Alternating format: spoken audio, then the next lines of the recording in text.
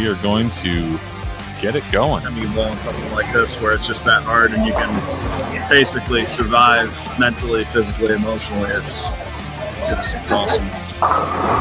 That's that high flush pocket strike, and that's going to do it. They came back in the end and were able to finish the job. That shows why that they're a nationally ranked program. Got into this championship match and now are just absolutely putting on a show. This tournament live stream is a special presentation of Bowling with the Fef.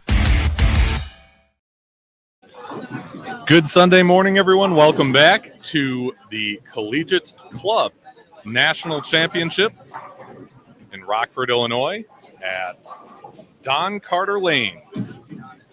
You are looking live at Championship Sunday, the practice before the third round of men's double elimination bracket match play. Exciting stuff. The guys are getting warmed up. We'll have the ladies joining them in a little bit. In our first match, you're going to see UW-Platteville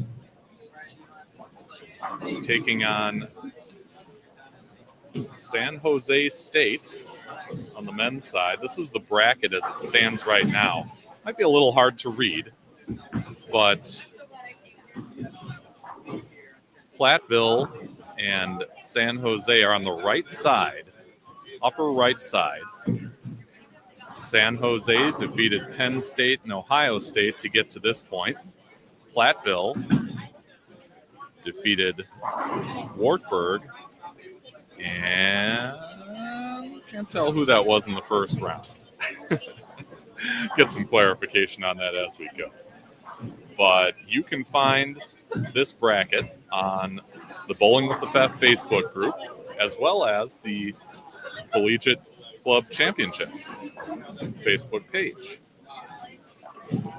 That will be where you can also find score updates throughout Championship Sunday and other information that is of note as the day goes on.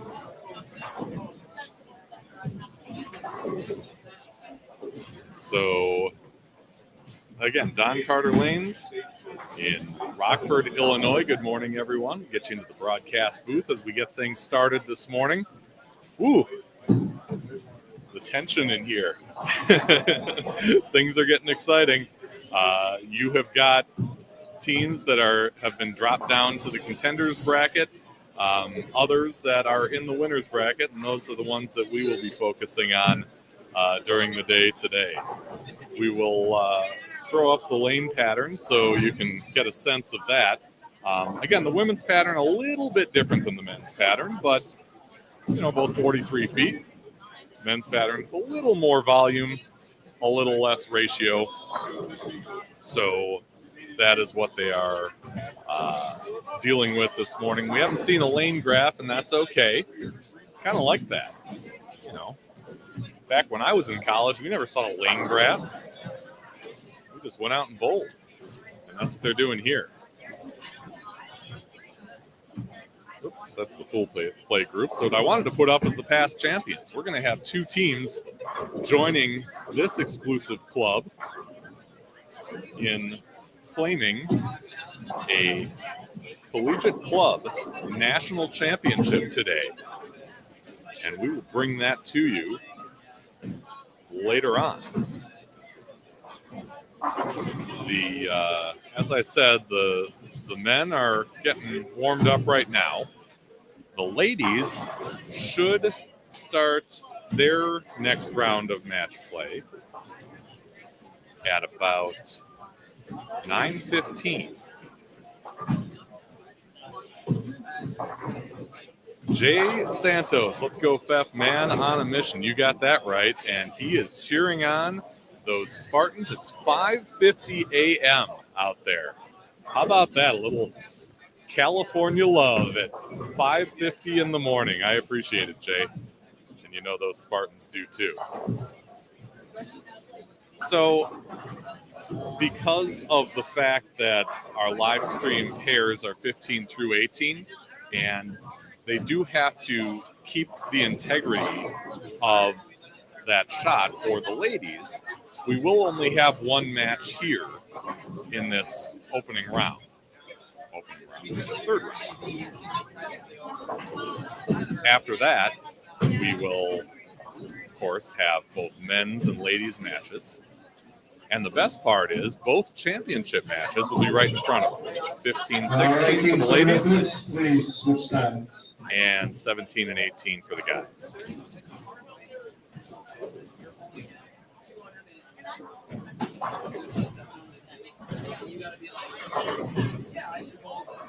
Hope you had a chance to enjoy the coverage from yesterday. It'll be there on replay till eternity if you didn't.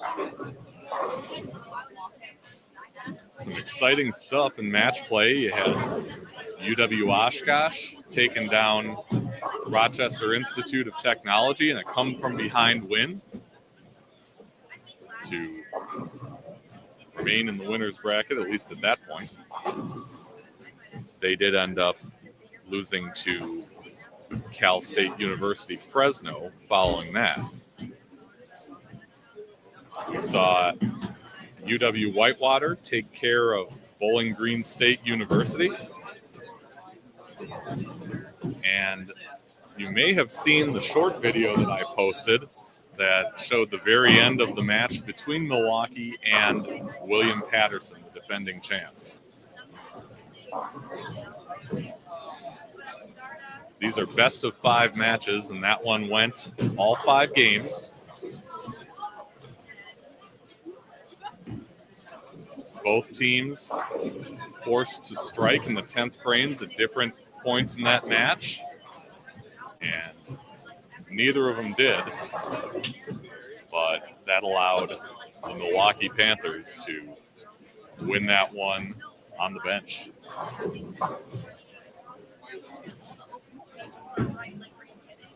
They're over on, I believe, 21 and 22, just a little ways out of our vantage point.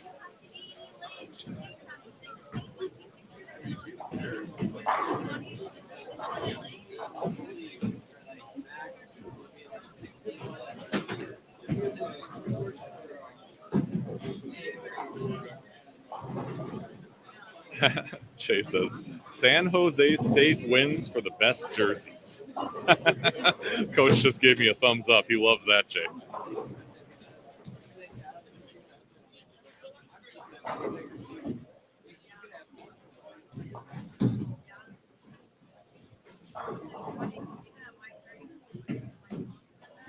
Yeah, these teams have come from all over the country to prepare and compete, try and win a national championship. This is one of 5 national championships in college bowling. Of course, you've got the big one in Vegas coming up, I believe, next month.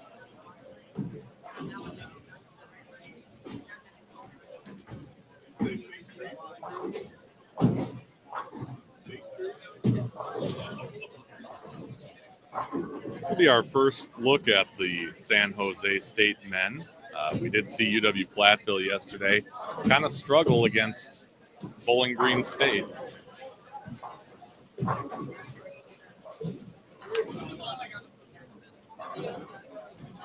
But that's all over now. That was pool play, and everybody here is in the winner's bracket. So again, with this being double elimination, you get 2 shots at it. You can lose once, that's okay, but if you lose twice, you're going home.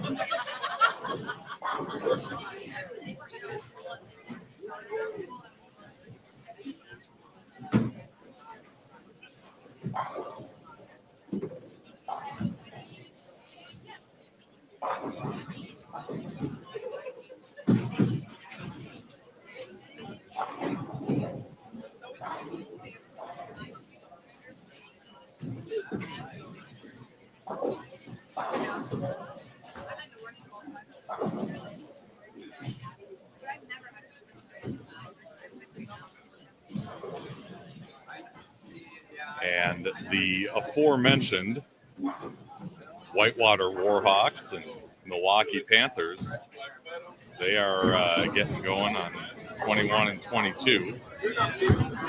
This is live via the Warhawks bowling feed. That is on Facebook. 2 minutes. We'll try and get a sense of how things are going over there as well. But our focus is Platteville and San Jose State.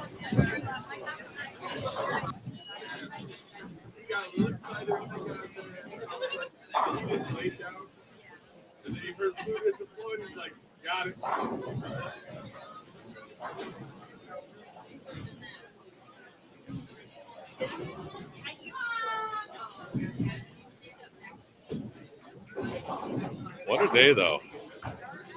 Of course, you got to give it up for our sponsors.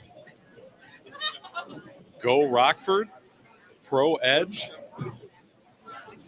Don Carter Lanes, which is the host center and will be in 2026. The Collegiate Club Coaches Association, and of course, our presenting sponsor, Creating the Difference.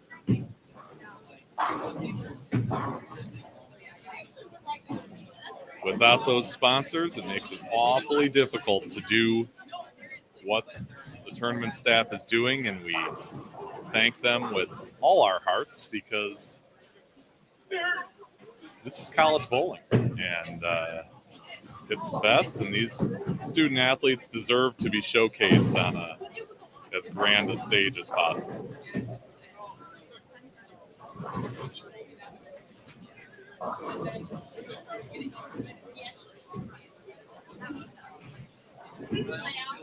And as practice comes to an end, I thank all of you who are on both live and in replay. Please remember, if you enjoy what you're watching here, make sure your visitors in the first ball. Good luck, good bowling. If you enjoy what you're watching here, please hit the like, thumbs up on this video. Certainly helps with what I'm doing, and also subscribe to the channel. Hit the notification bell. You can be the first to know when we go live or upload videos to the channel. We've got a lot of them. I've mentioned yesterday I'll be on my way to PBA's All-Star Weekend next weekend in Waukesha, Wisconsin. It's an event that'll be held at 2 different centers there.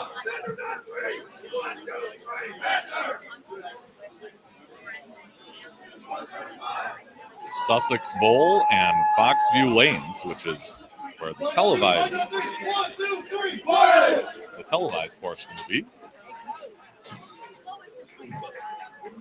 But all that is off in the future.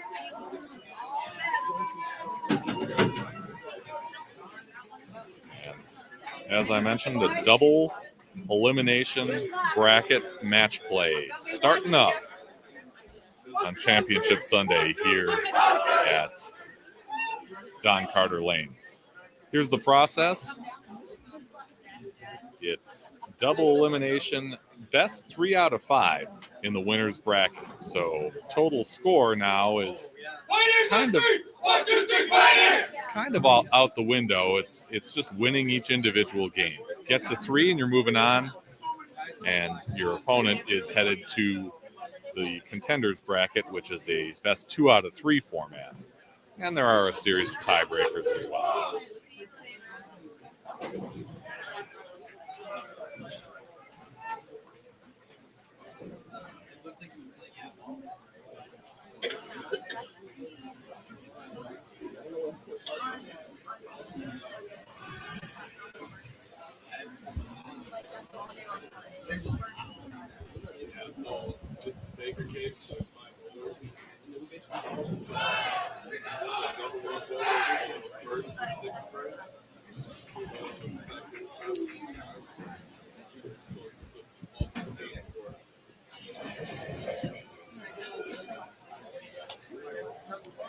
So as I said before, getting our first look at the San Jose State men's team that came into competition here as the 14th ranked team in club bowling. 2 big wins to highlight their season, one at the Sin City Open in Las Vegas, the other, the Tony Reyes Memorial Collegiate Classic. And whoa, a quick strike from the Pioneers after what appeared to be a little trouble with footing, but no matter.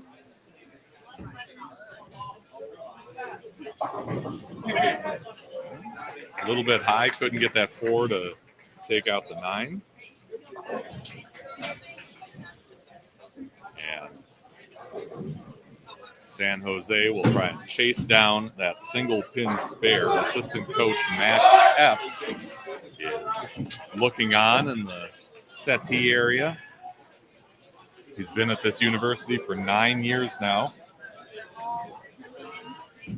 hoping to guide these Spartans to a win, although it's UW-Platteville with an early lead, double to start out this first game of the match.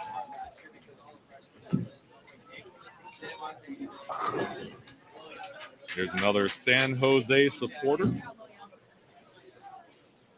Ms. Rubio says, "Let's go SJSU Spartans."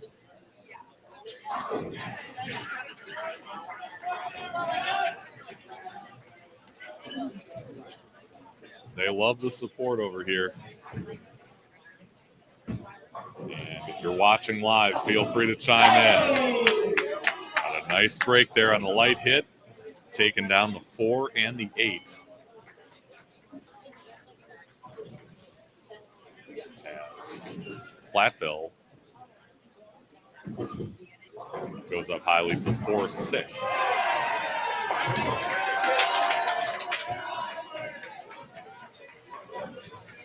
If it seems like the teams get louder and louder with each round, I don't think you're hearing things. I think it's true. You can pass it around too.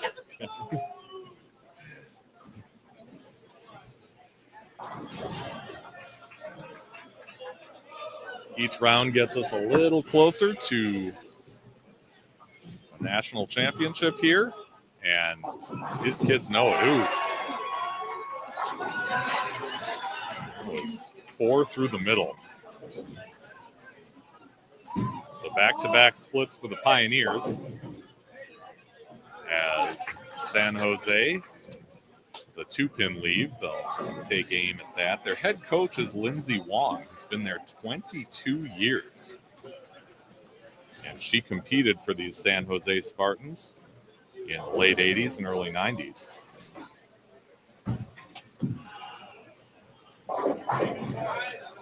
As Platteville gets 4 and 4, 64 through 4.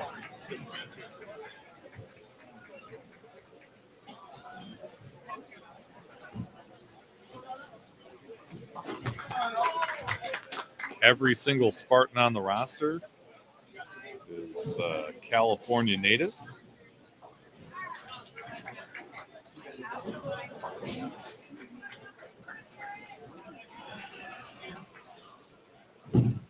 You've got a couple individual champions from events during the season. Justin Abaud took first at the Slowtown Showdown in Santa Maria.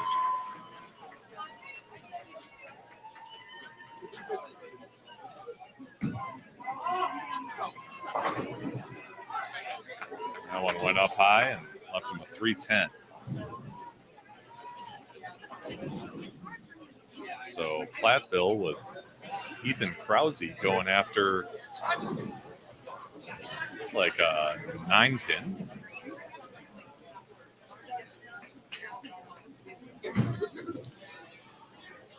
Ethan, I know a little bit. He's a freshman from Chippewa Falls, about 20 minutes north of where I'm from.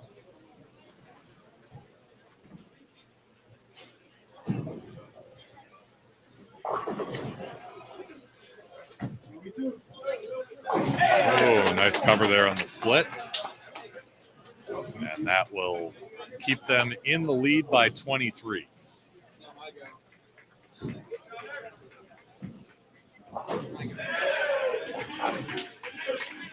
San Jose ladies team starting to fill in the concourse here. Cheer on their counterparts.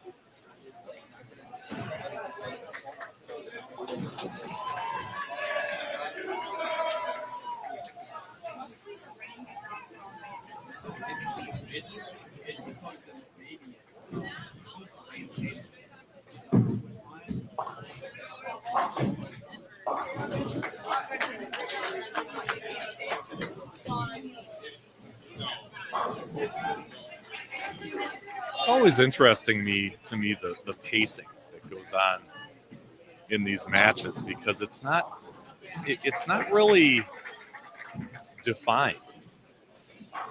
You can go a frame ahead, you can lag behind a little bit if you like, and I feel like there's some strategy there. I've seen a lot of teams this weekend kind of going quicker, pumping up the tempo if they're hitting strikes one after another. But if they're having a little trouble, struggling, they kind of slow it down. Think about things a little bit.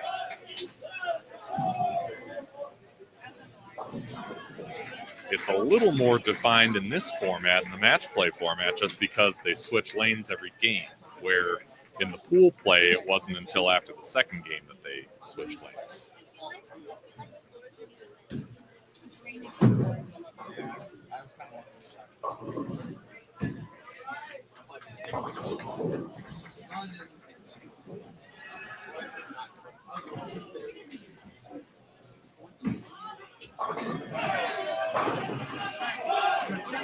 That one went a little right.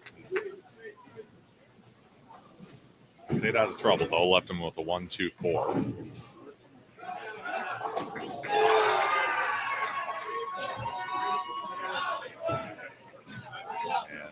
a flagged 10-pin for Platteville. So San Jose with a chance to really jump out ahead here with a spare, and they can get back to striking.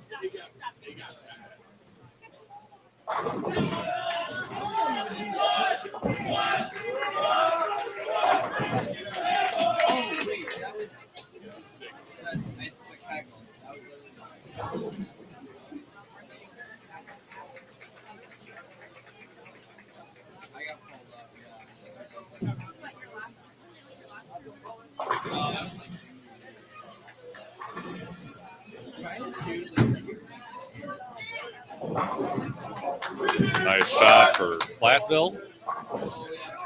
Coming off of that open with a flush pocket strike. And the answer from the Spartans as they jump into a 21-pin lead.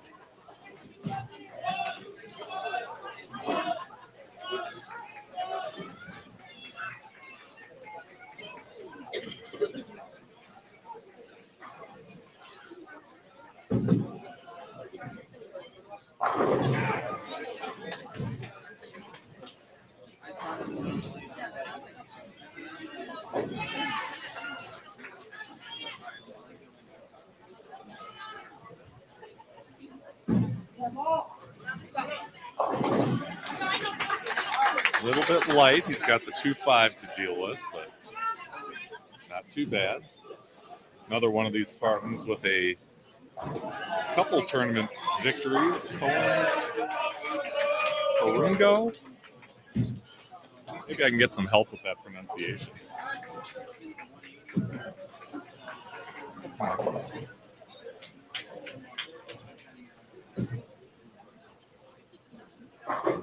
Cute.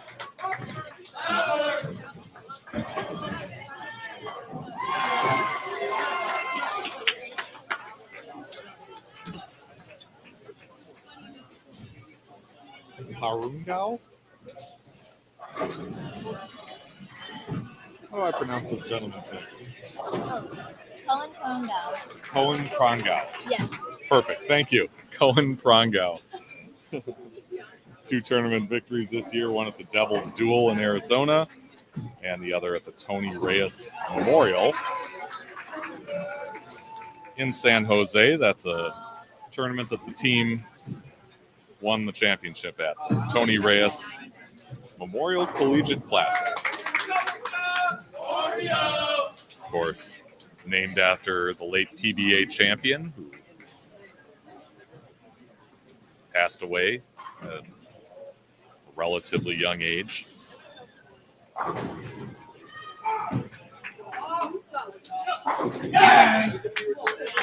Great start to their 10th frame for the Spartans, coming off that open in the 9th.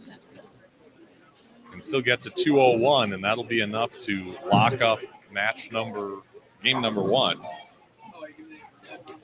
Again, a best-of-5 format, so still plenty of chances for a victory, even if Platteville can't get past San Jose in this first game, which it looks like is going to be the case with that split in the 9th.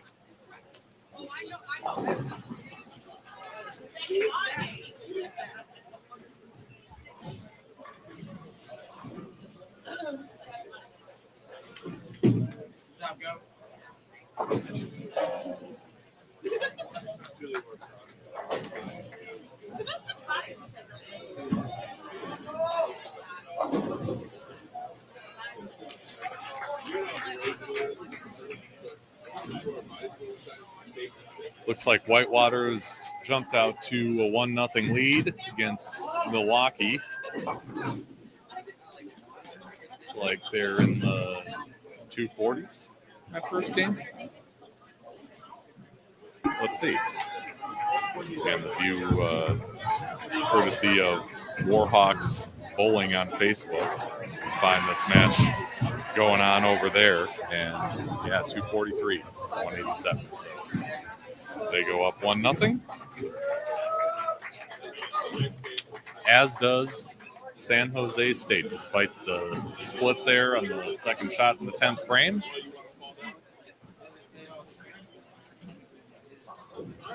It's a 1-0 lead for the Spartans.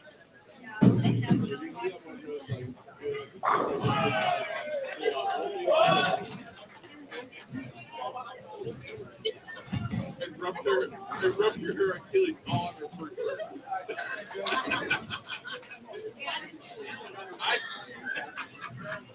I got a college scholarship.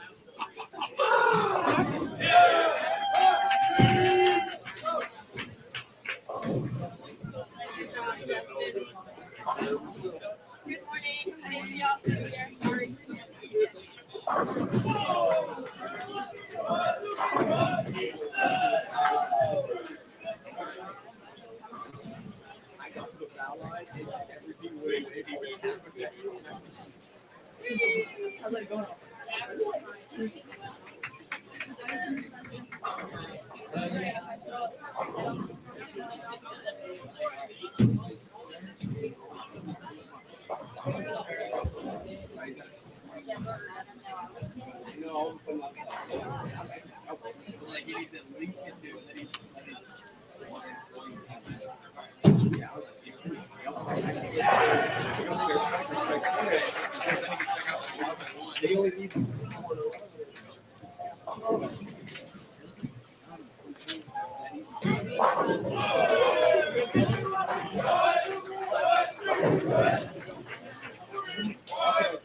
All right, so 188, 157. It's San Jose winning game 1, and they will flip-flop lanes and move on to the second of this best-of-5 match in the winner's bracket here at the Collegiate Club Championships. Platteville coming here out of the Great Lakes Bowling Conference, a club ranking of number 15 coming into competition here in Rockford. They had a a second place finish in the first Great Lakes Bowling Conference meet.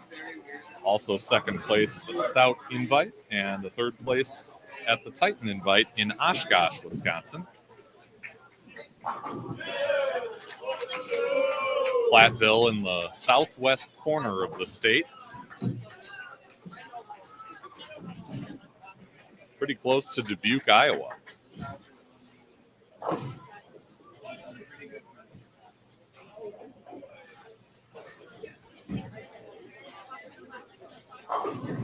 Probably not.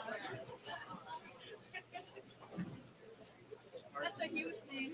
He was like, just watching it, like, it's just 5 o'clock. I forgot to send him the tracking yesterday, actually.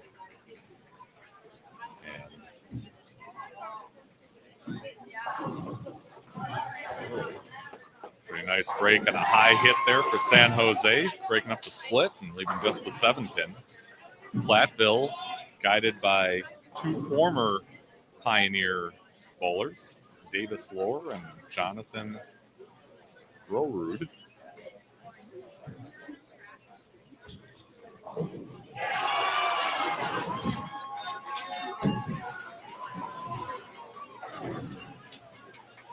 And they start out game 2 with a spare.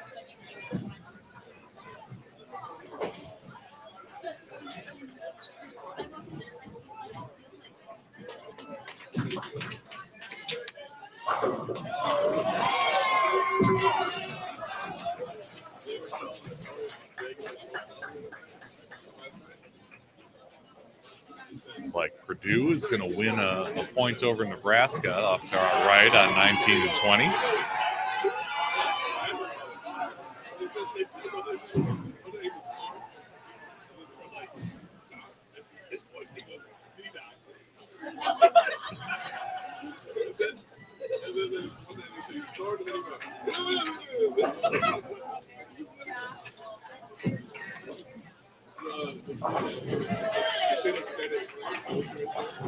And like I said, interesting to see the pacing, right?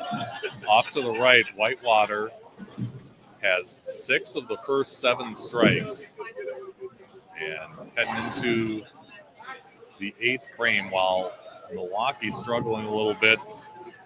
A couple opens in there, and they are currently in the 4th frame.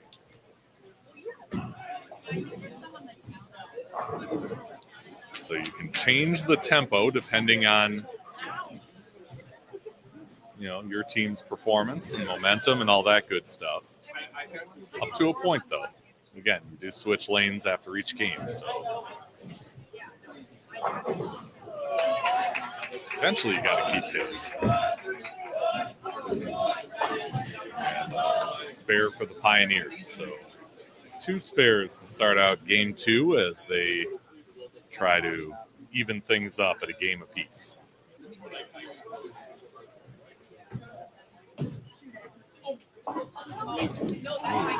Just 1 out of that combination. That's going to open things up for the Pioneers to take a nice lead here. Oh, that wasn't what they were looking for there, though.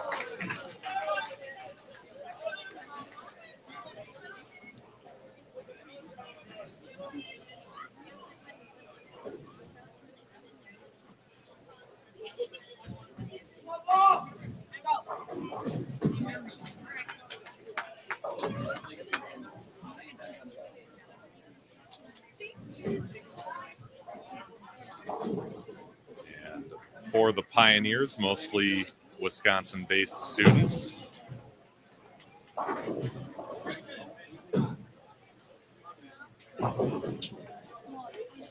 Couple in there from Illinois.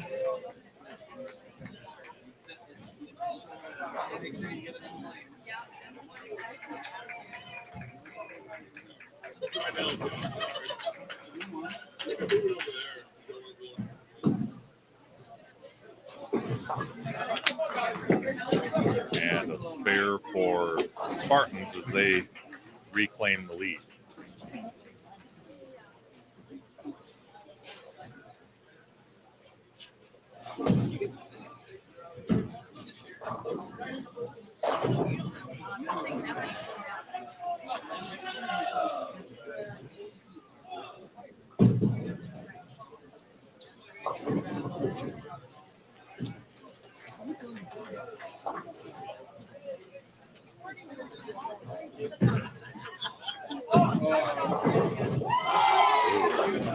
That's a tough break on a light hit.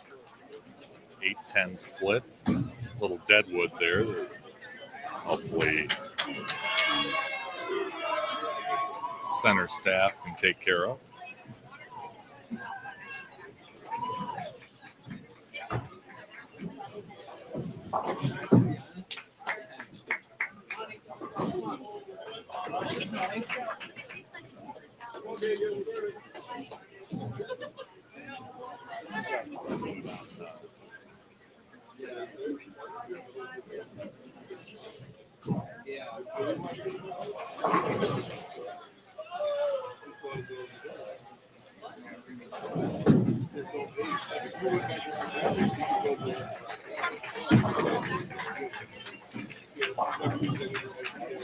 Krause up through the nose, leaving a 3-6. Taking on the anchor spot for the Pioneers this morning. Didn't see a whole lot of him competing yesterday.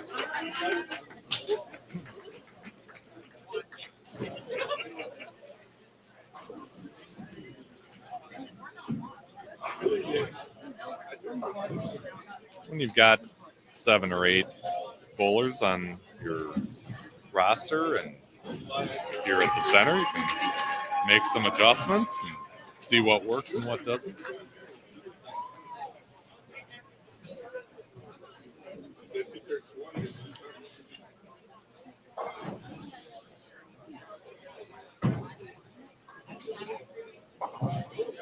Wow. Just got enough of that 3-pin. He knows it too. That was close.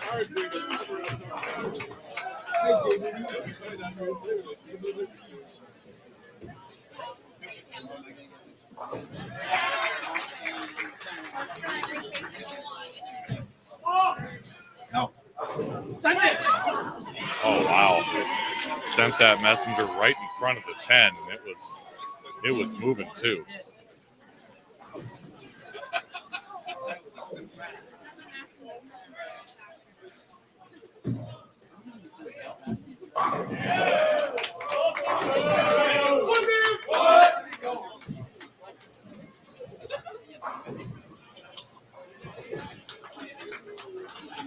As Platteville hits the first strike of the game, really for either team, it's been a struggle so far. Opens on either side. San Jose with a spare in the 5th. So a 9-pin lead for Platteville to the 7th frame.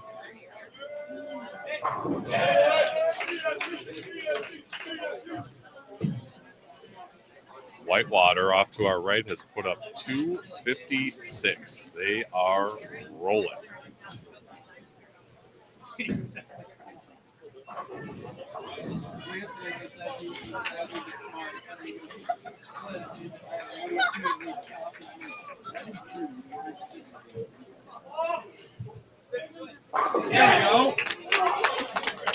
the Spartans' first strike of this game, as the Pioneers counter with the spare.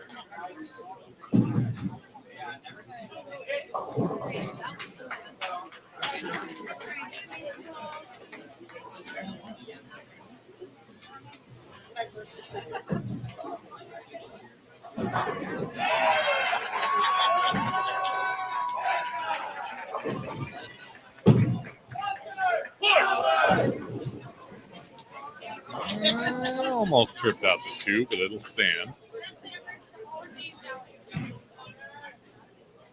And this is one of those games where just filling frames might be enough. Not a whole lot of shots finding the pocket. Some funky spare combinations, and really just a test of which team's spare game is going to persevere.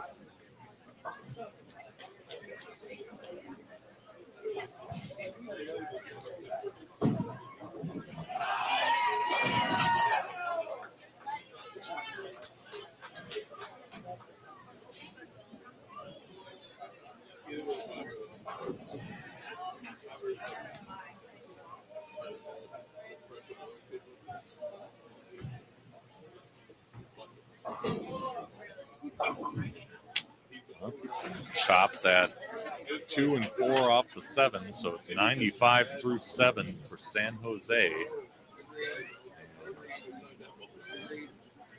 About a 10-pin lead for Platteville as they head into the 9th frame.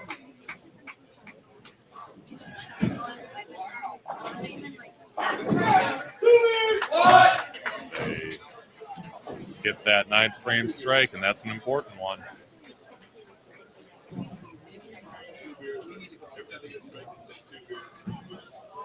Still a possibility of 195 for the Pioneers, and that will be plenty. My roommates, my old roommate,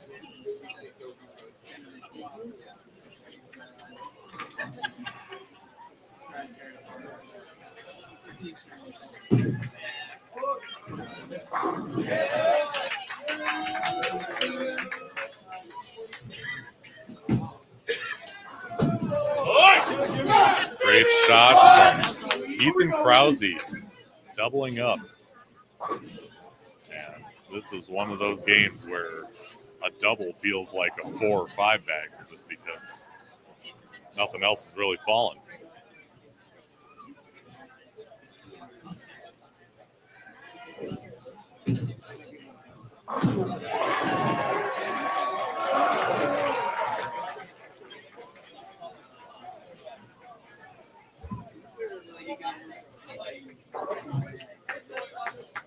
Spare for San Jose.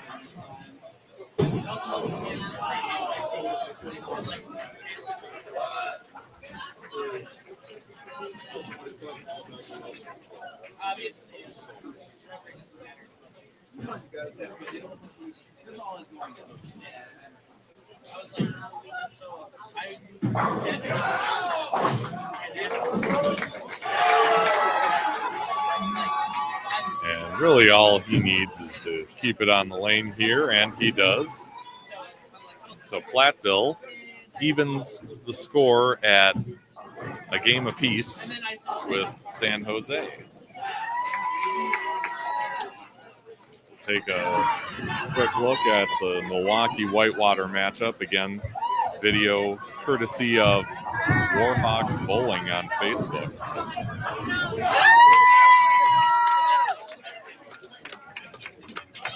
Milwaukee now down in a 2-0 hole and starts off with a double.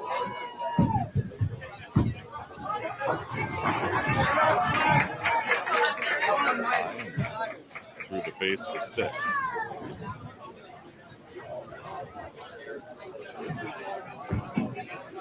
These two teams know each other well, both in the Great Lakes Bowling Conference, which seems to be a Whitewater victory party year in and year out.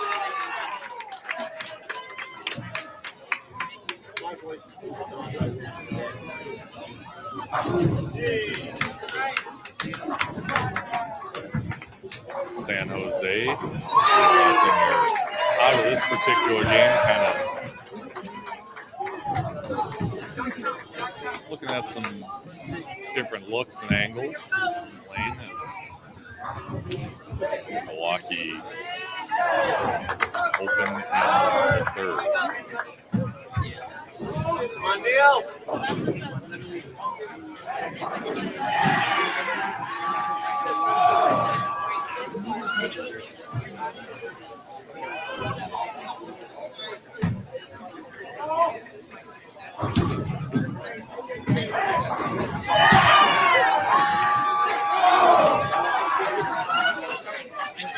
181 for Platteville.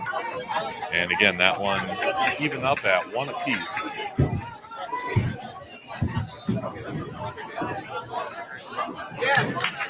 Big split for UWM, a 4-7-10.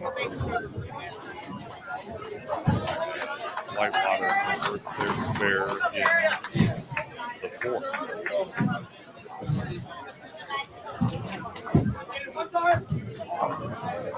181-132 in game two here between San Jose State and UW Platteville. Come on, Bryce.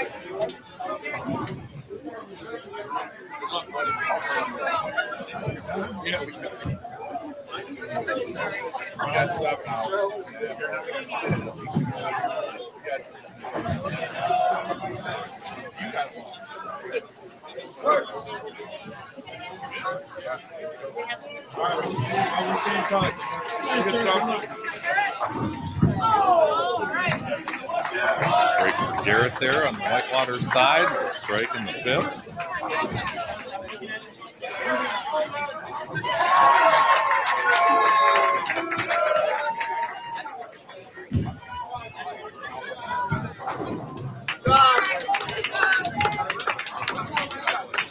And Messenger taken out at 10 for the Panthers.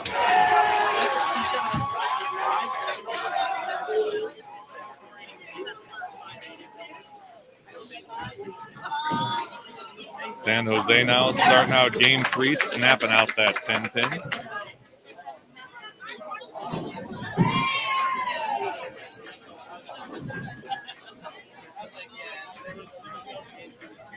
So a struggle for both teams in their first look on lane 18.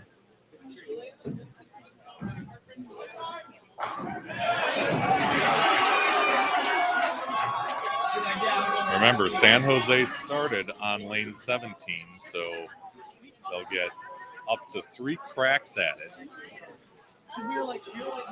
And the higher seed determines their starting lane in these matches. So a move that is paying off for the Spartans so far.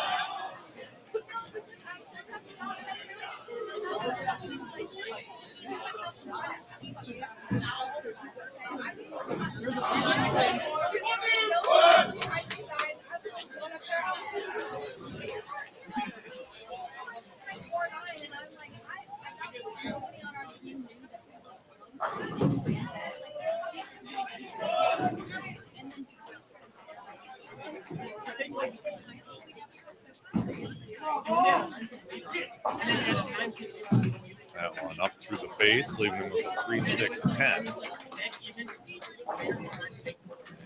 Try to keep it clean with a spare in the third. There's quick double for Platteville as they try to get back in front.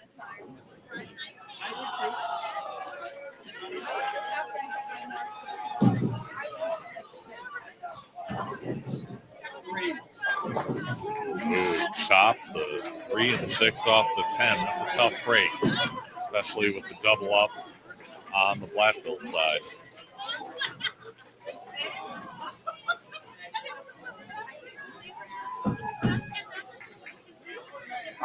There we go. Snapping out that 10 for 3-bagger.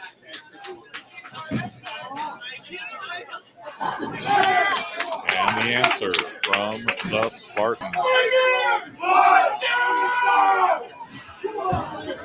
And we're looking at Milwaukee and Whitewater. Both coming off opens now.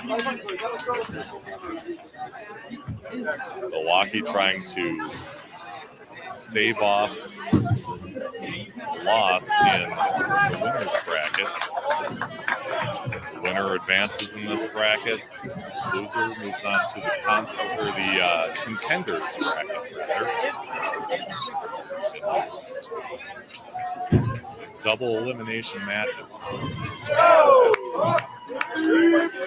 Couple chances for these teams to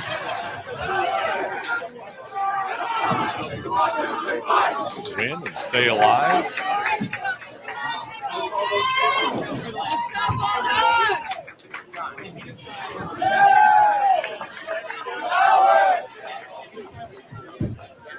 And they beat us by 80. So we only have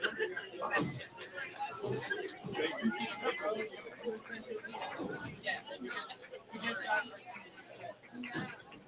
2 and I'm like, and they're on a heater. Krause stuffs the pocket and keeps that strike train on the tracks. A 4-bagger for Platteville.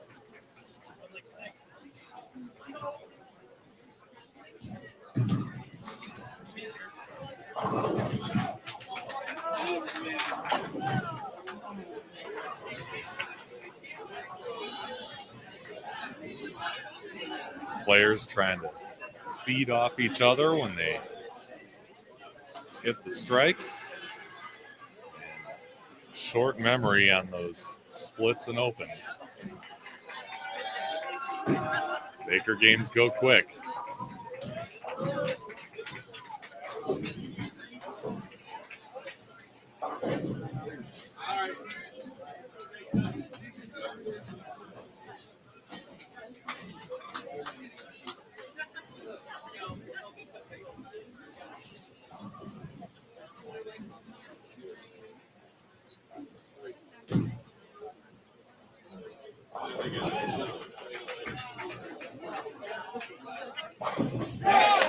Nice break on a Brooklyn hit there.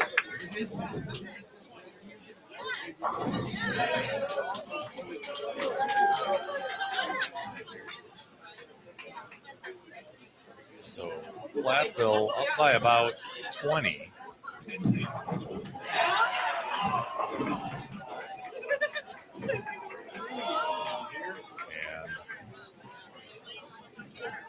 trying to lead this match for the first time, and that is not going to help. 135 through 6.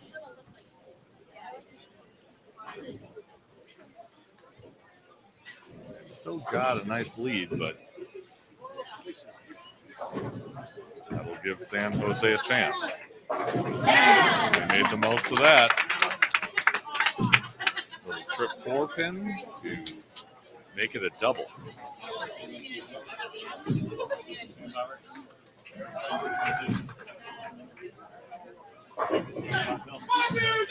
And the answer by the Pioneers.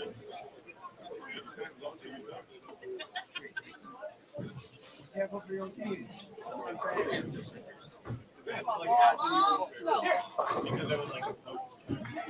Taking spare strike, and being the 2 teens. San Jose will need to punch out, make the spare, and hit the next 4 for 211.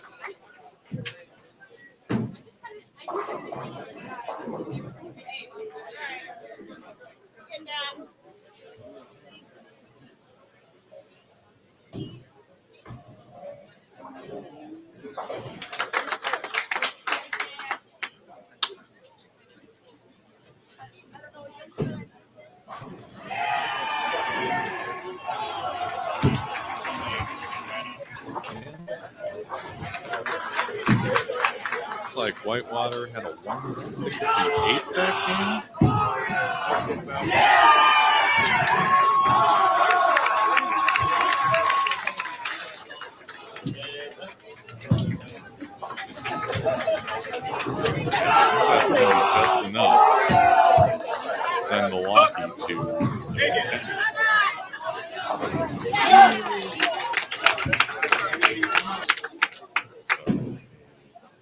3 wins to nothing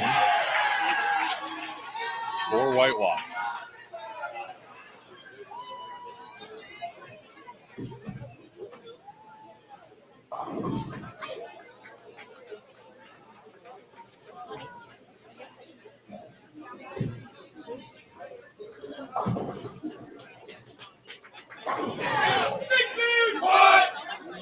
Great shot by Platteville. In a key spot, too.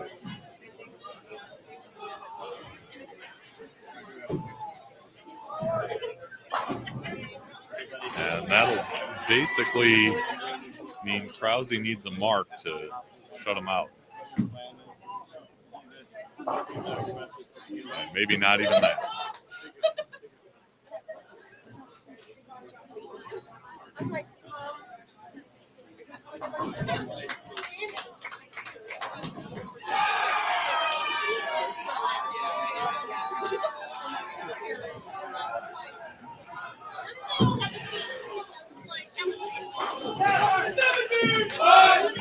And that will do it. So Platteville jumps out to a 2-1 lead in the match.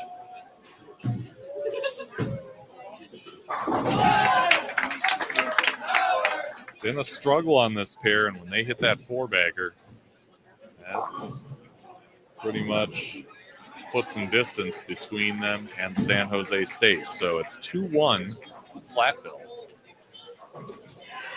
as we head into game 4. Oh, maybe I spoke too soon on the Whitewater Milwaukee matchup. Maybe I just couldn't read the screen.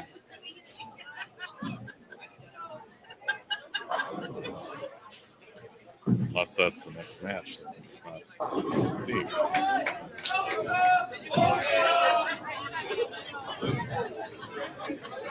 No, they're still going.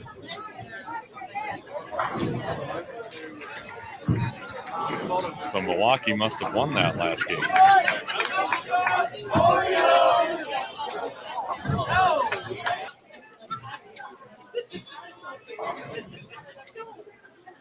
See if I can find out for sure.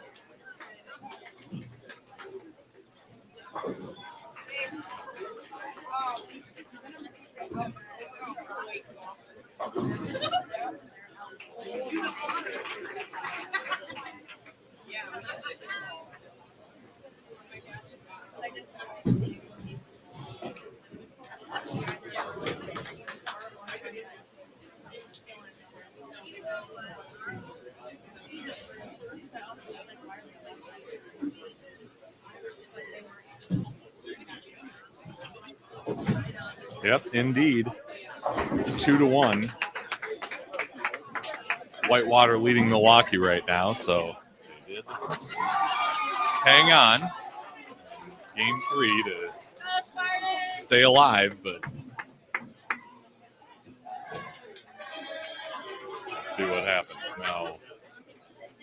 Platteville and San Jose State switching lanes for their game 4. It's Platteville with a 2-1 lead.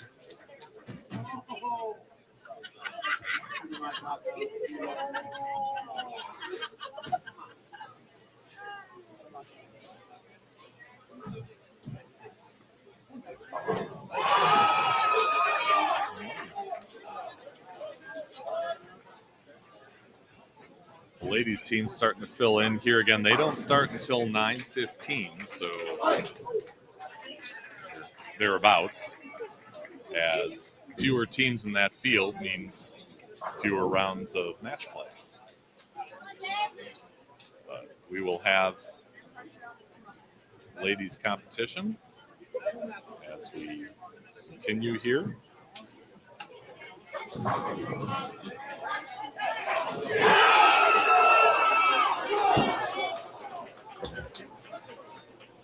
Let's go.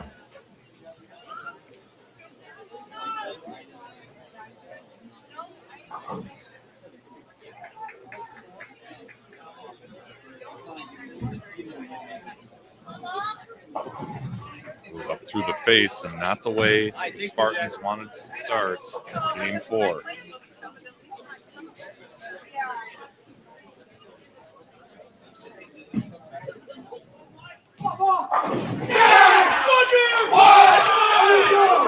There's an opening strike for Platteville.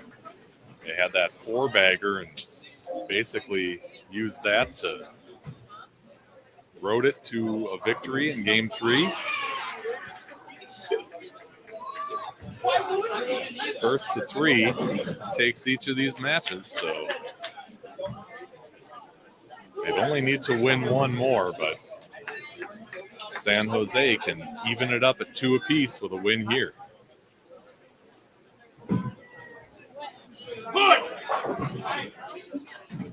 That one sliding by a little bit. Moving in with a 1-2-4-7.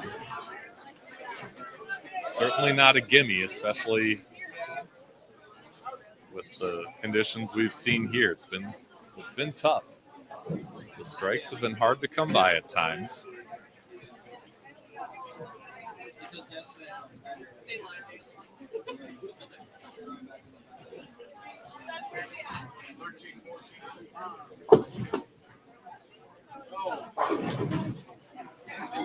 And a flat 10 for San Jose State. There you go. Nice cover on the Platteville side as they take the lead in the first.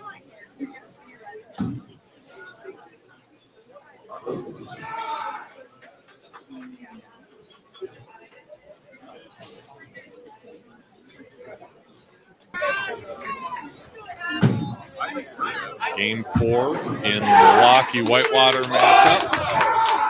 As Platteville adds a strike in their third frame.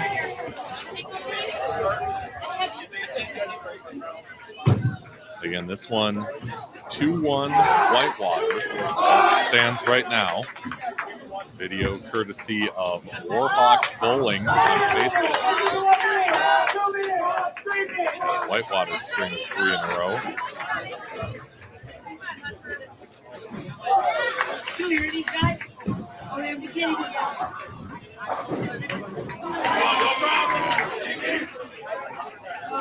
Platteville stays safe, knocks out that split. Wow, great break on the San Jose side. They need to start striking and in a hurry.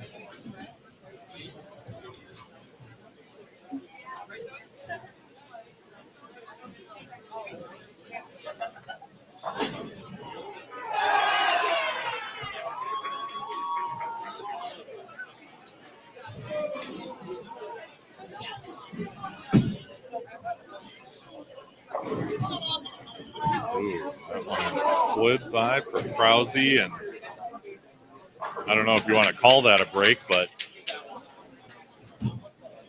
8-10. So splits on both sides in the San Jose 4th and Platteville 5th.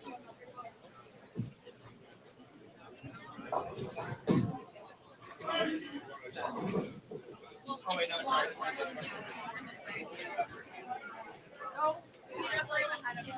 Oh, yeah.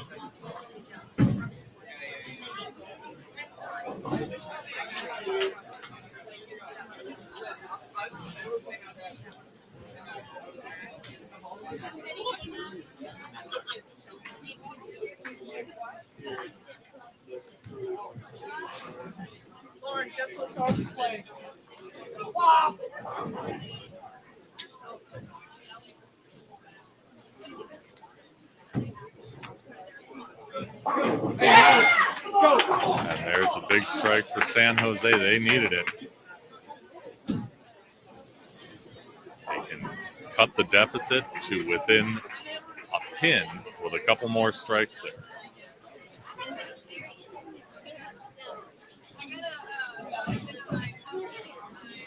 And the answer from the Pioneers.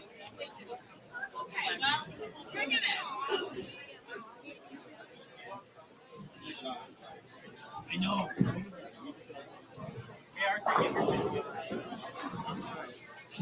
So Whitewater over on that pair went split, and then see this in real time. It already happened. A solid 9 for Garrett. Hey, good shot, kid.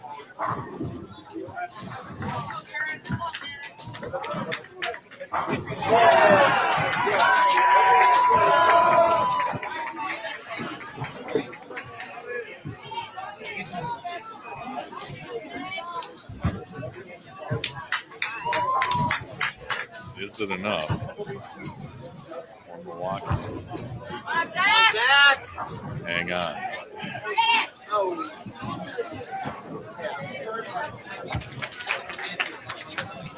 I know it's like famous law.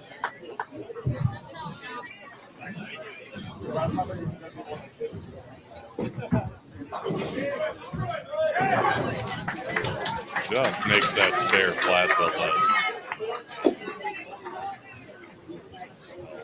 Maintain that lead going into San Jose 7th. They're feeling it.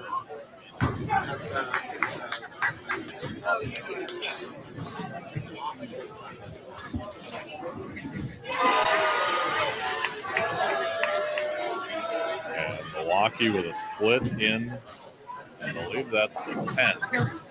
And that could spell the end for the Panthers in the winner's bracket.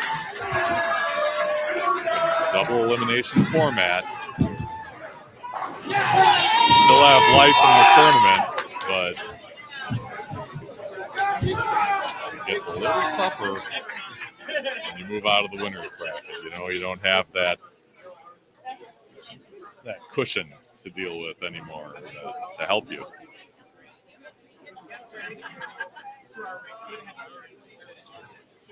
All right, Platteville up by about 12. As San Jose covers the 9 pin.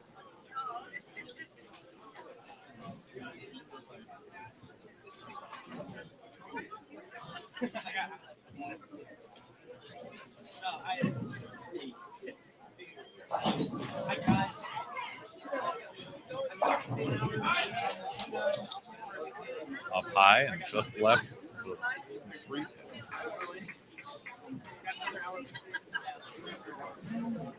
So, staying out of trouble. And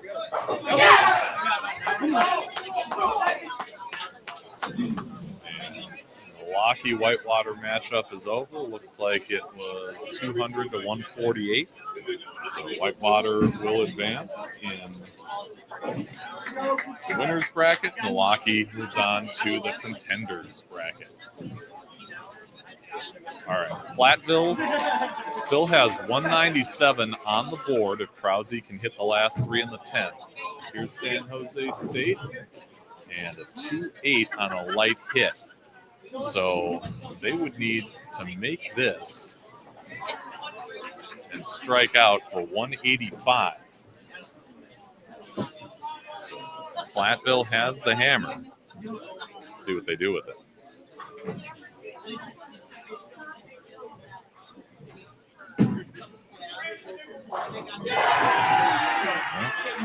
Up high, and he did knock out that 9 pin. But it's the 3-6-10. So that makes this interesting because, again, spare strike is 184. And there's the spare for San Jose. So 135-8 spare up in the 9th means they can punch out for 185.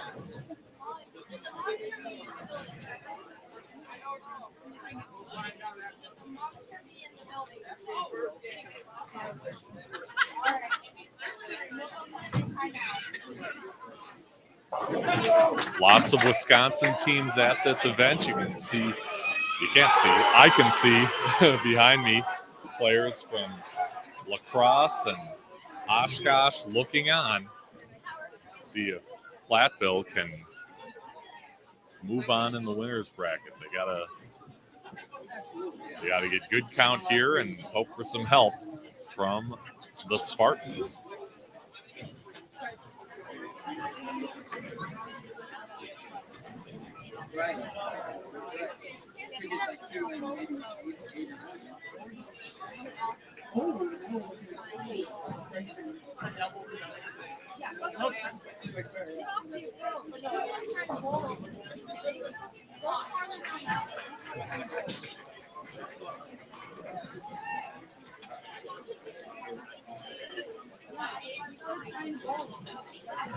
Taking their time, like they were looking off to the left where women's teams was posing for a picture on the approach.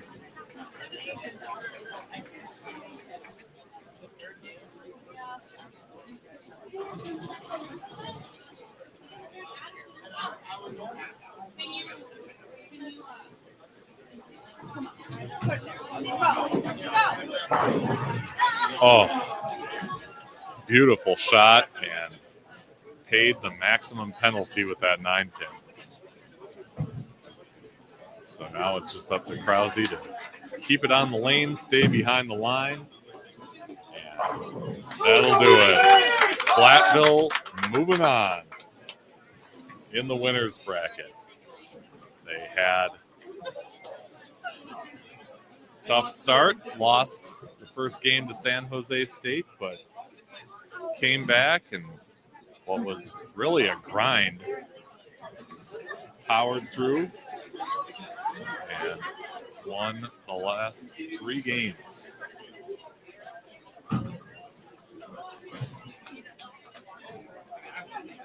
Boy, tough break in a pivotal spot, but it'll be UW Platteville moving on in the winners bracket. San Jose State will be in the contenders bracket after this. Handshakes all around in a hard-fought match.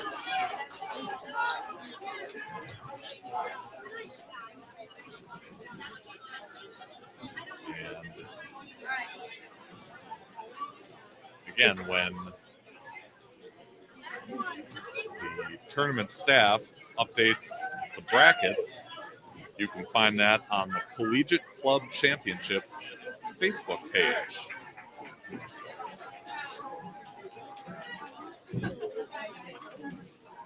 Speaking of that page, we will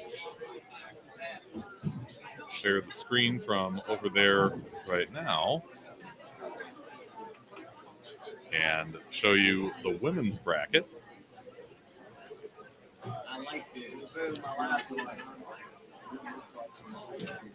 So on our live stream pair, we should have the Co-College Co-Hawks, top seed, facing off against the San Jose State ladies. That'll be on 15 and 16. And we'll see what we get as far as on the men's side of things.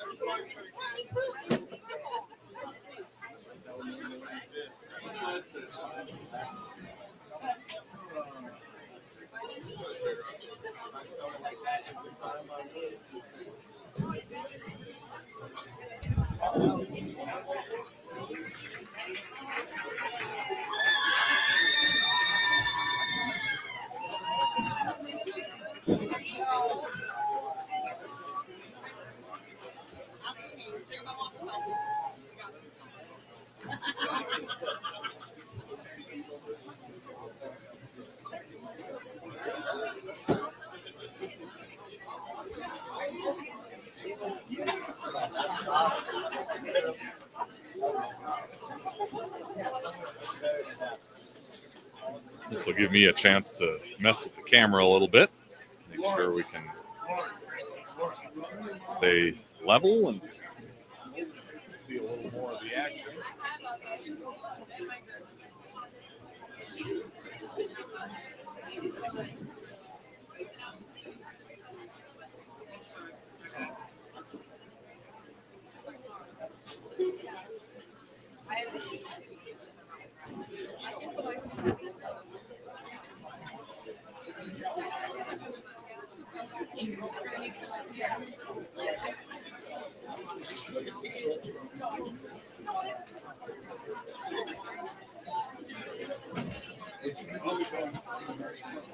a little better.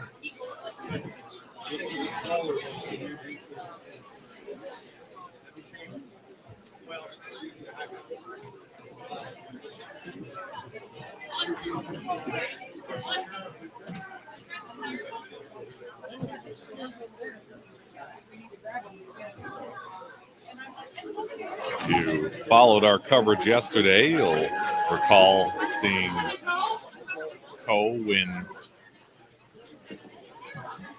in both the pool play and the match play rounds on our live stream pair. They went 5-0 in the pool play to lead their pool.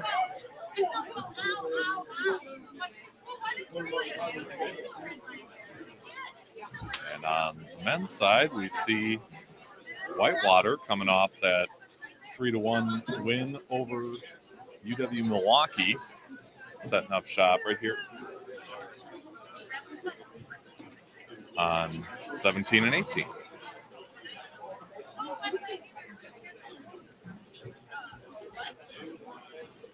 Again, these are the pairs that will be used for the championship matches. However, after a couple more rounds of match play, they will take a break to re-oil. So it'll set up a little bit differently toward the end of this thing. We'll see it all right here.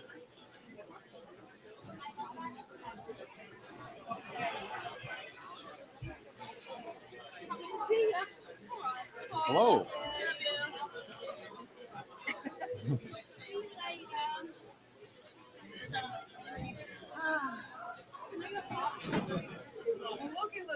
Long time no see. Yes, we're back again. We've got pretty much the same, Okay. couple of the same teams that we started off match play with yesterday. Are we starting where we left off yesterday? Well, we had to move over a couple years. Now we're back.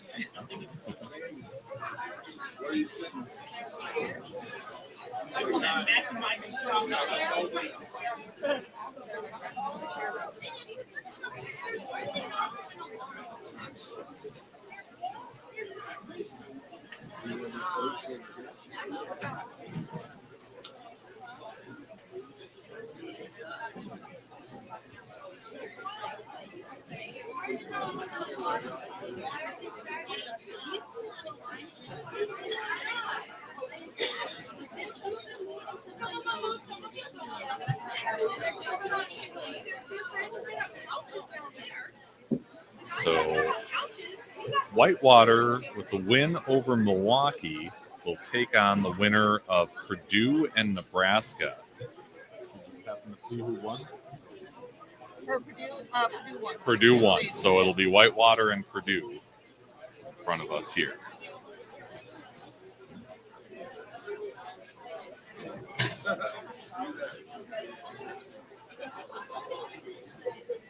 This just seems a little off to me.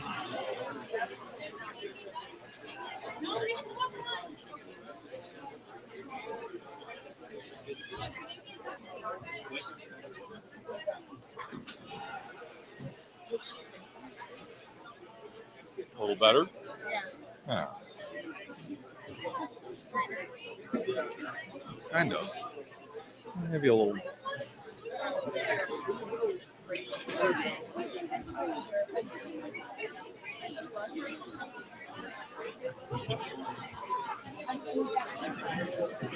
Yeah, I think that'll do. All lines look even. Yeah. It's tough when the cameras are up this high because the bubble that you use to level the thing It's up on top. is up on top. Yeah. So you can do the best you can and go from there.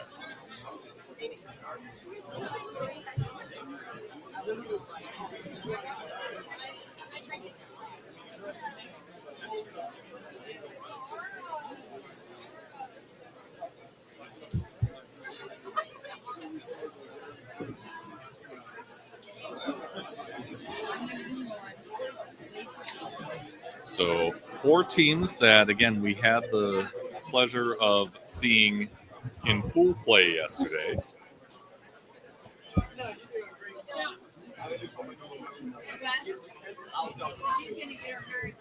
I know. It looks so good on her too.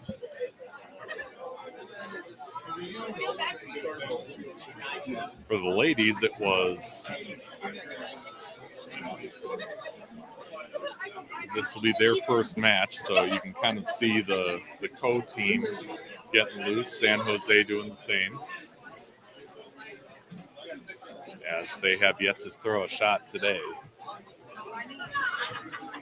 I'm pretty sure he said that the guys just started. There's no practice.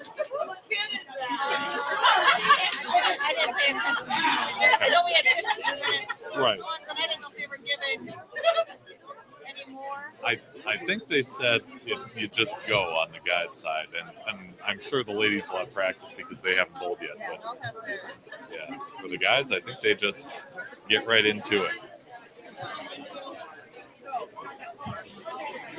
They might have a short practice, just because some of the teams that didn't bowl first thing might need practice.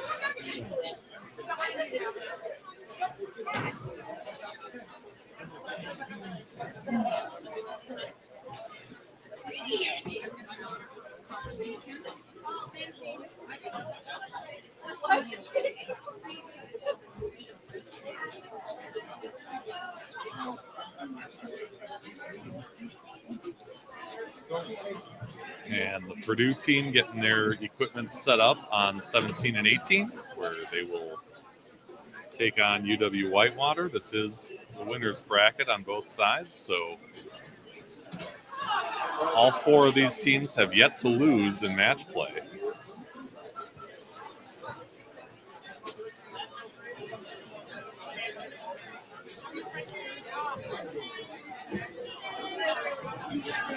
Glad to see those of you who are tuning in live.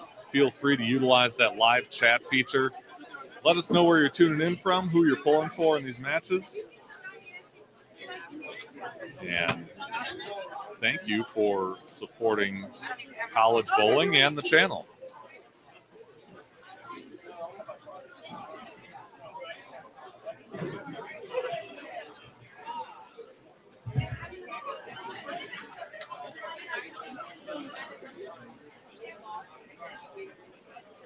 I was about to say that's a lot even for me.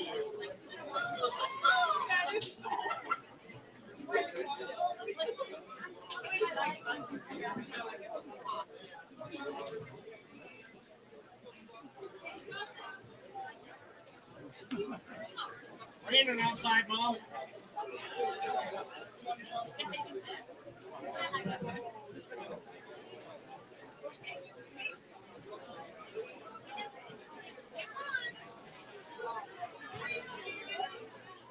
With that contenders bracket starting up, of course, you never like to see any of these teams lose out and go home. They all try so hard, but at the same time, that kind of thins the field out and thins the crowd out back here. It's a little easier for me. Are you the commentator today? Yes. Your interview? I'm going to tell my stories. Jenny pulling for UW Whitewater, cheering from Rochester, Minnesota. That's Dawson Peterson country. And Bree from Madison says, "Let's go UWW."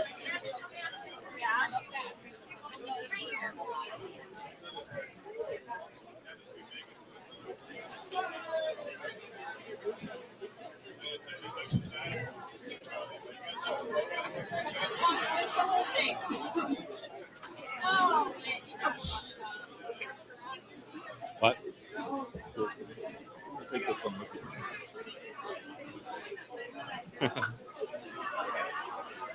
Oh, there we go. Dawson's mom. So it's no wonder she's in Dawson Peterson country.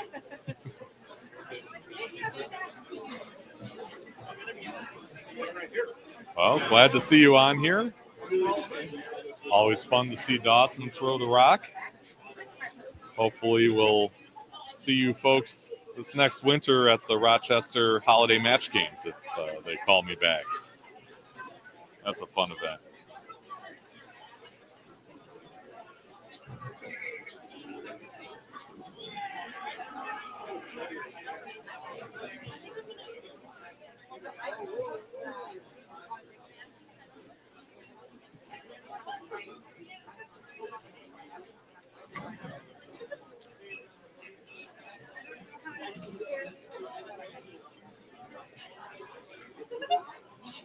All right, just a reminder, guys, on the winners bracket, 10 minutes of practice. Women, you will get 15 minutes of practice for this round and this round only. Hereafter, Okay. it will be 10 minutes. There you go. So 15 minutes of practice for this round and just 10 moving forward. So I love it when the answers just come to me. I don't even have to ask the All right, we're going to question. start this in 2 shifts. Men, your lanes are coming on for practice. You have 10 minutes of practice.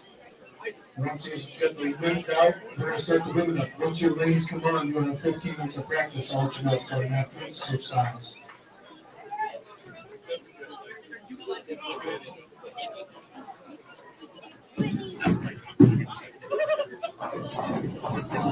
All right, so we get the players warmed up here, and we'll get into women's competition for the first time today.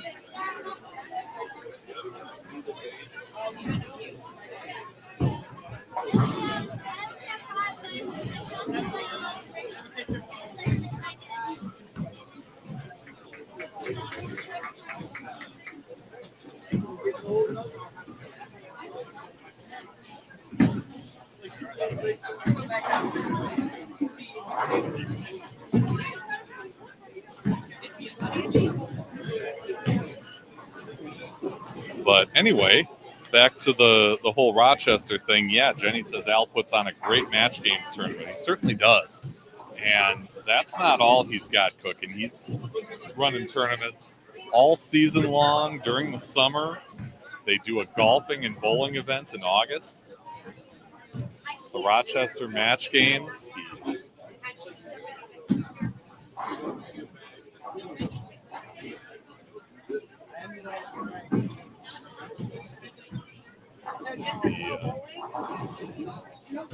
He puts on an event that's part of that lucrative quadruple or quintuple crown, depending on the year, which includes a tournament at Southway in St. Cloud, Minnesota, the Lacrosse Open in La Crosse, Wisconsin, and the Champions Pro Shop Open in Owatonna, Minnesota.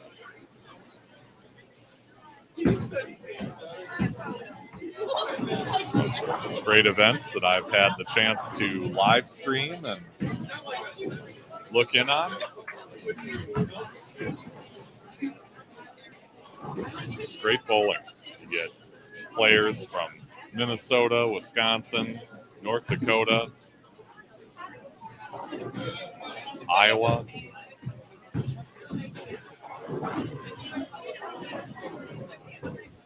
All across the Midwest.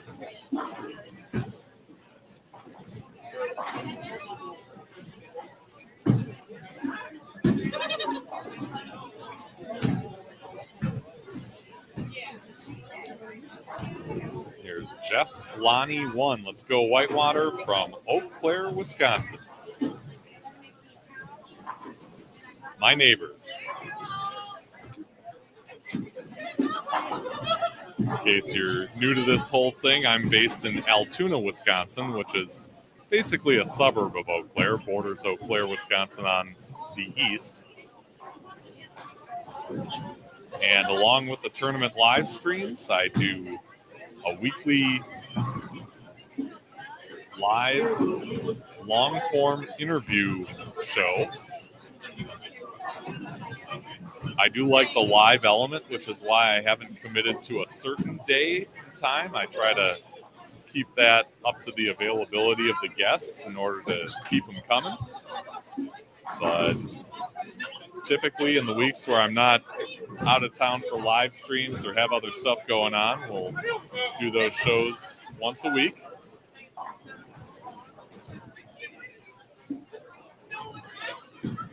Our next one is coming up Tuesday, April 1st, April Fool's Day. And our guest will be John Irish Pogie McLaughlin. Those of you who are frequent consumers of bowling content on Facebook and on YouTube may recognize his name.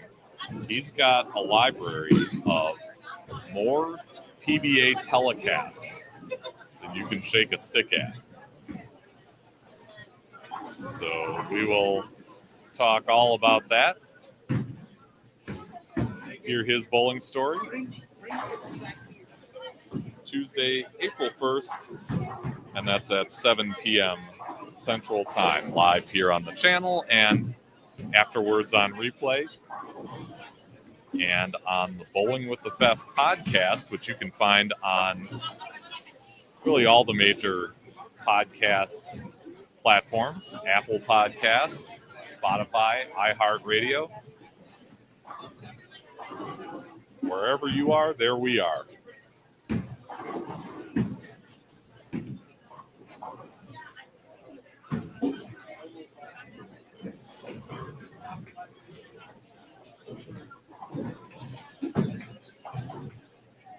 Men, switch sides.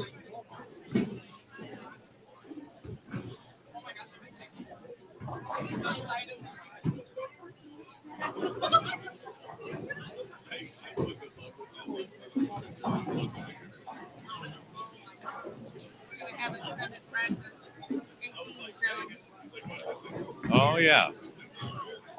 Little mechanical problem on 18. So, yeah, the guys will take a little longer to get started than the ladies. But that's all right. We'll wait for him. Hey, there's Ralph Hilbert. What's up, Ralph? Hope you're having a great weekend, enjoying some of the coverage.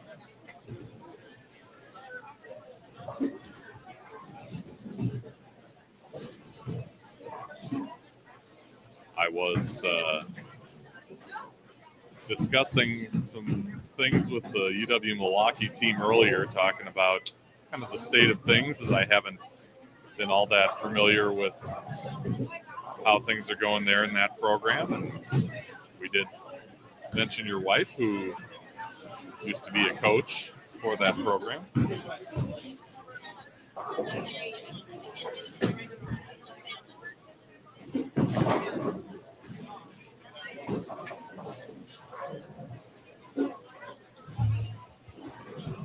And then, of course, the reality dawned on me that when I was in it, none of those guys were even born.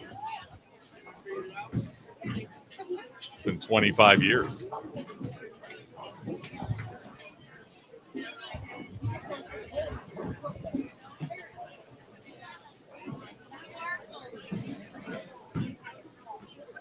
you guys have, how do we get into somebody who's not here? Is there like a link? To the link, pass it on. Yep. I already have it's the tablet. Zap the bottom one, too. Get it to All them. right, guys, you're at 10 efforts. We have a QR code printed out for the folks here to connect with us on the stream, and one of the codes is on top, and that leads to the playlist that no doubt you folks have seen to get to each of the 4 videos.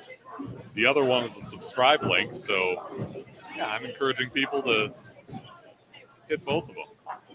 You know, see the tournament, subscribe to the channel, help the guy out, you know.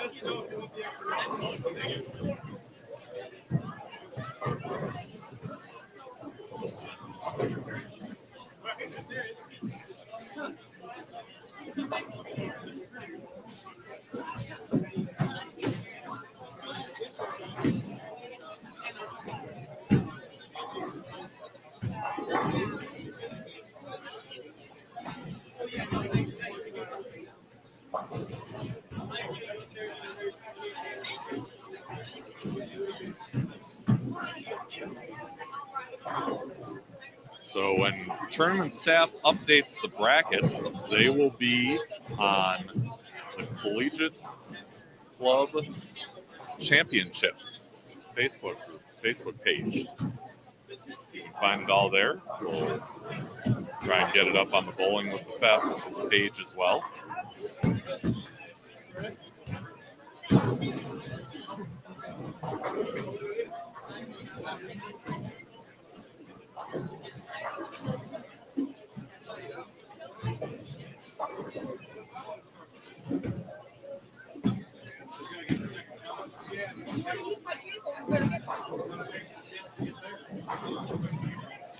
Here we go. Here's Garrett's mom, Kim Meadows, saying, "Let's go Warhawks," cheering all the way from Springfield, Virginia. Looked like they had Garrett in the anchor spot earlier. Yep.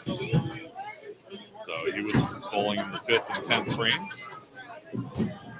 As we mentioned yesterday, the lone holdover from that magical ITC championship season, Whitewater.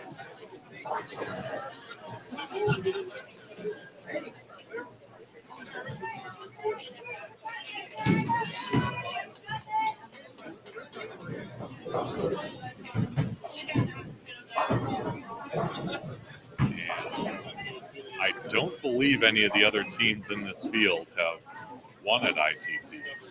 I could be wrong.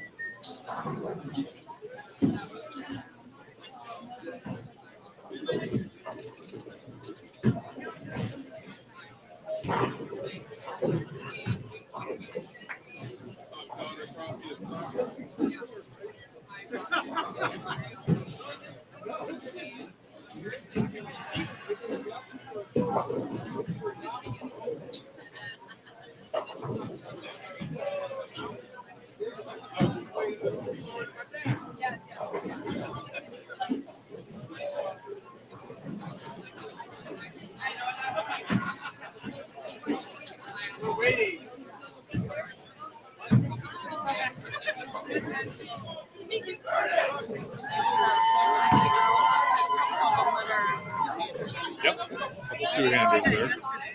I believe Fresno State is here. They've won at Nationals. So, and Nebraska has also won Nationals. So, a couple others who have gone all the way in the ITCs. But Whitewater, the most recent, 2022, Addison, Illinois. Stardust Lanes was the site of that one.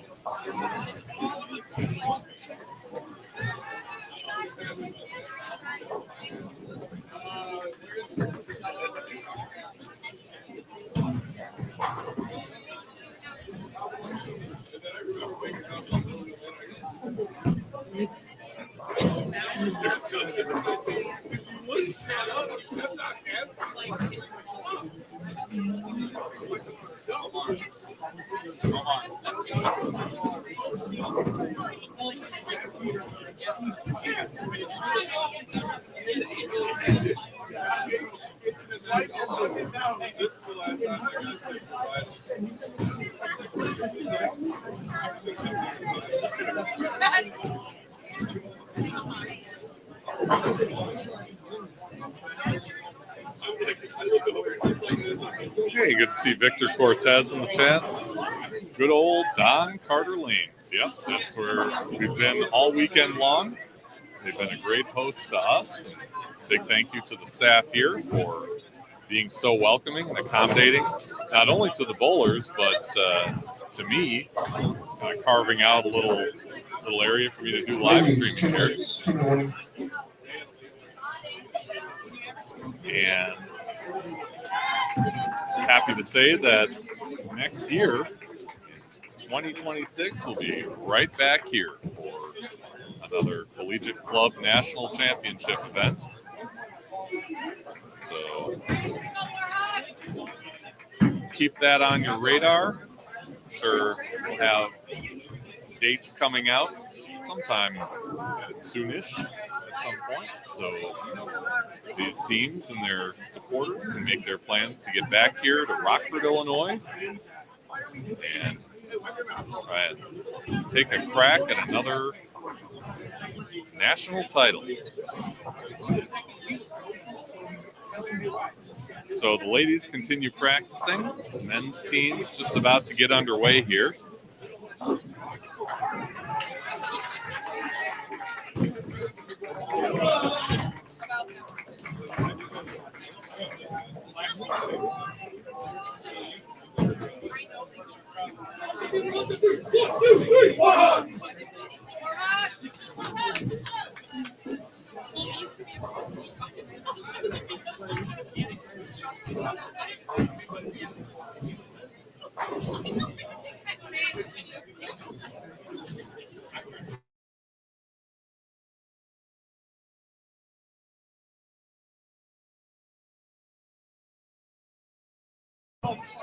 Okay, we're back. Won a match against Milwaukee, 3-1 in the last round of match play. Purdue taking care of Nebraska in that same round. And they meet here in our winners bracket competition. 2 more rounds of match play that we will show you here. Ladies, hold up your practice. Make sure your pencil is in the first ball. Good luck. Keep going. This is two matches of best of 5 and a couple matches of best of 3. Good luck. Good ball. So we'll have 2 more matches here, and then they will break to re-oil. You may have heard the announcement as Purdue starts out with a strike. Some of these are best of 5 matches, some of them best of 3 matches, and that's because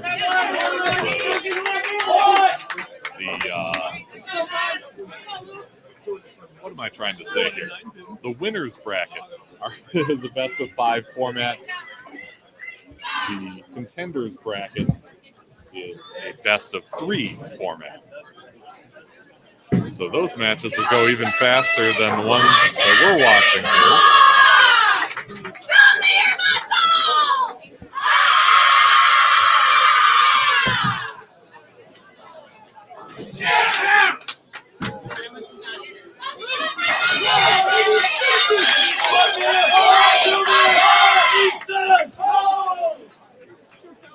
Whitewater starts out with a quick double, a 5-pin on the Purdue side.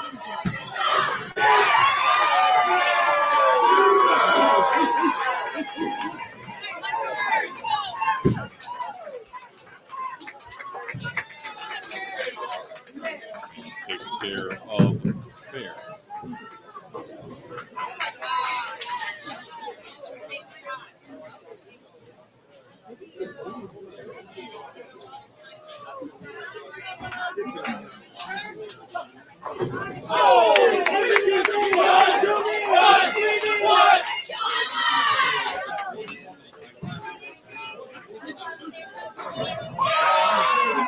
Not a ton to say about this Whitewater team that we haven't said in previous matches and in pool play.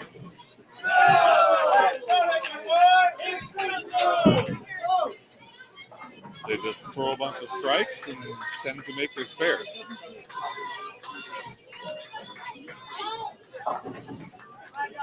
A little up high for Dawson Peterson, and he'll take aim at a 3.610. On the Purdue side, they came into this event with a club ranking of number 2. And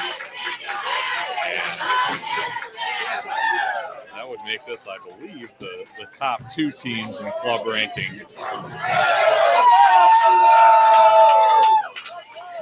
Going head-to-head in this match. During the season, they had a 3rd place finish at the Western Shootout, 5th place spot in the Kegel ISBPA, and 9th at the team match games as Peterson cleans up that spare.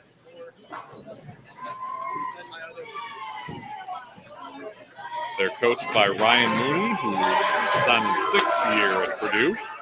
He was also a player for the McKendree program from 2014 to 2017.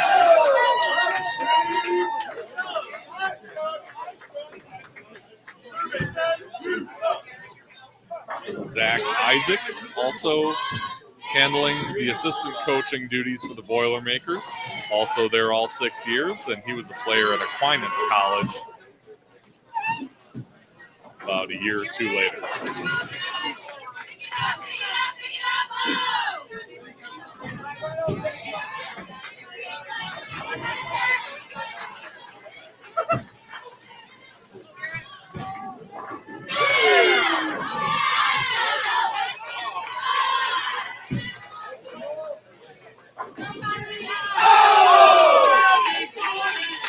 And there's 4 in a row for Purdue as they jump into the lead over Whitewater.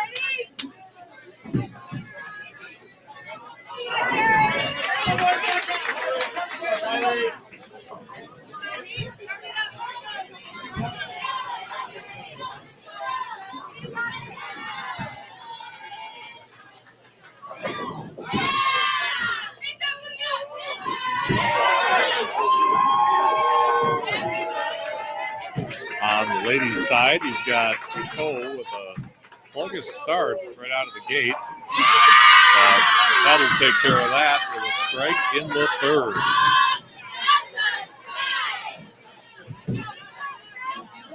And we mentioned their volume yesterday. You know they're going to get louder and louder as this match goes on.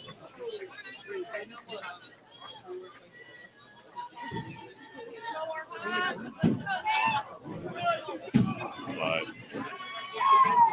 they feed off that. They get in a rhythm and they let you know.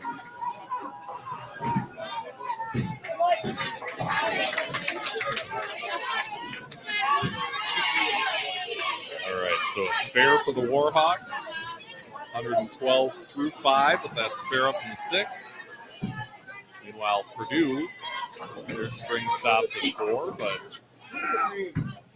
they're at 149 through the 6th and spare up in the 7th. A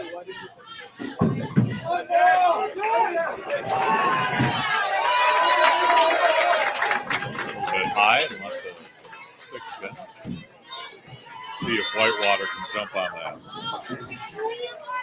Threw that one out the window. Trying to take down a 1, 2, 4, 8. Certainly not a gimme with that 8 pin back there, but they'll try and keep things clean for the Warhawks. San Jose State putting a couple spares together, and they have an early lead by 20 pins over Coe College. They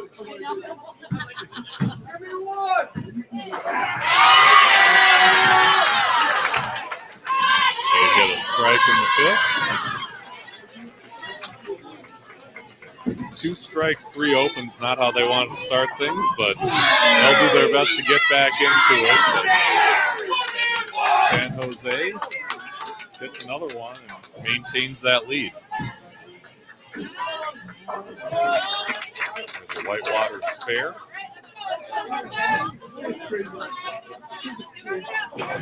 20 down to Purdue. Stepping up in the 9th on the right side of your screen, he'll come into frame.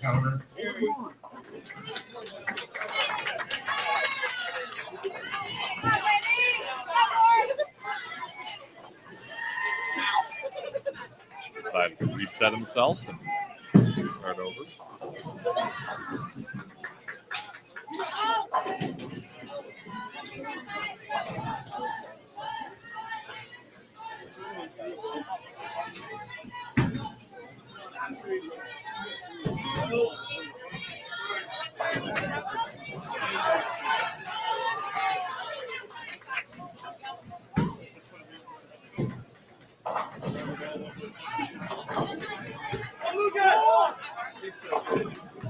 Ooh, that one jumped up, went right through the nose, and left a little 4-6-7. So there's an opportunity for Whitewater to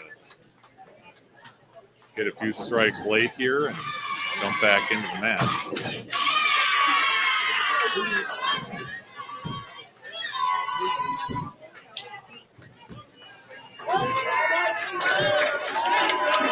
There's a for the Warhawks. Meanwhile, Coe has hit a double in the 5th and 6th.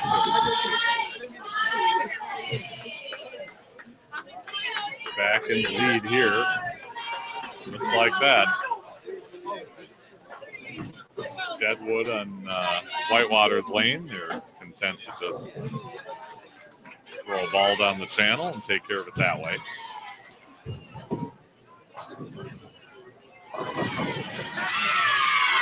So they'll get that score corrected.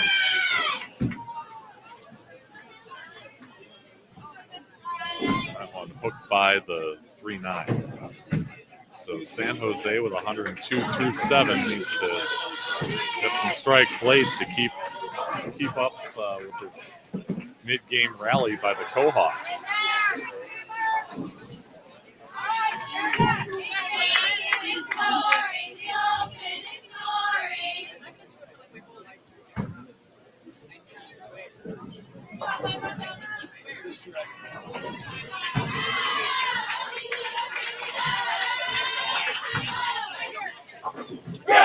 And there's a strike from Dawson Peterson.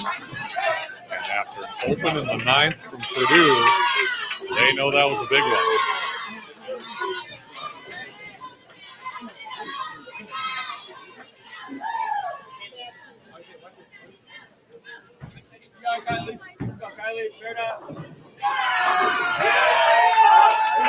Purdue gets their first one in the 10th. They can punch out for 222. Whitewater, if they were to get the 3 in the 10th, would have 227. There's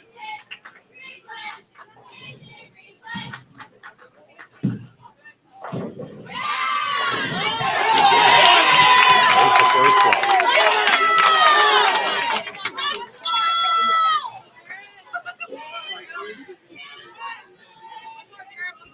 You know Kim in Virginia's loving that.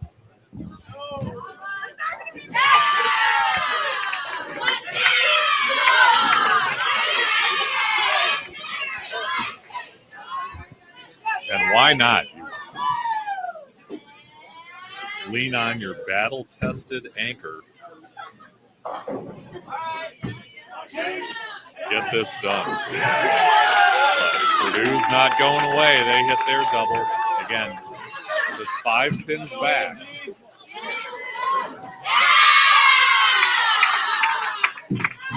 Coe hits a strike in the 8th.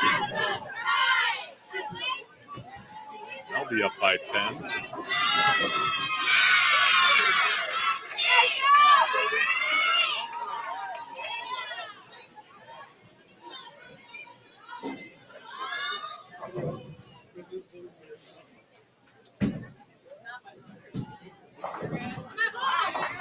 Meadows got that one inside a little bit. Left a 3-9. Yep, he's following along. So Purdue needs to take a re-rack because they're missing 3 pins. As Coe hits a double in the 8th and 9th.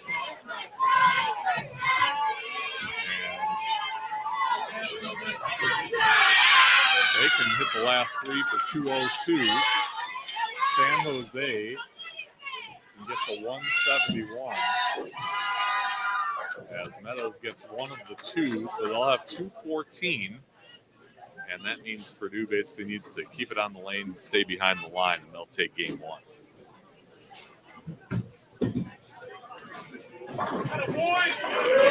Going to their bench and giving that left-handed player a rest. On the left, 3 in a row for Coe.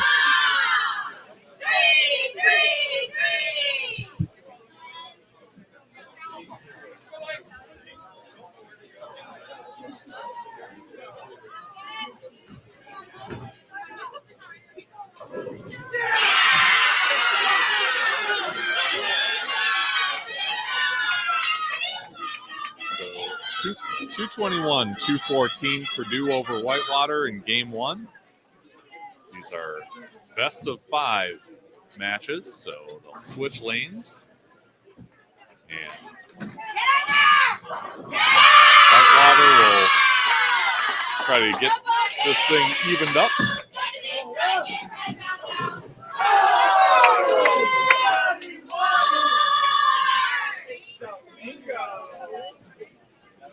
Cole tosses in a bench player, and we got the same results. All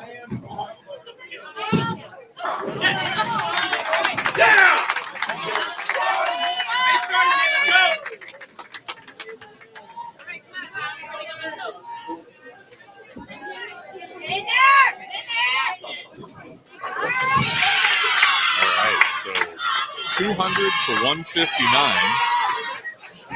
Cole gets the first game win over San Jose State.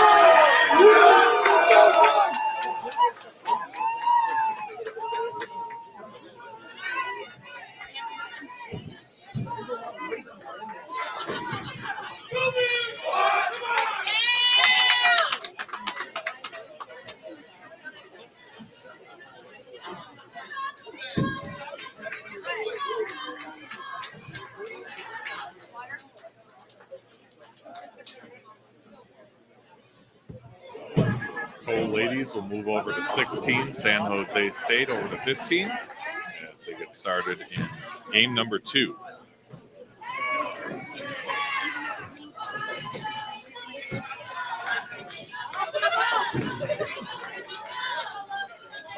Get your one here, kid. Let's go.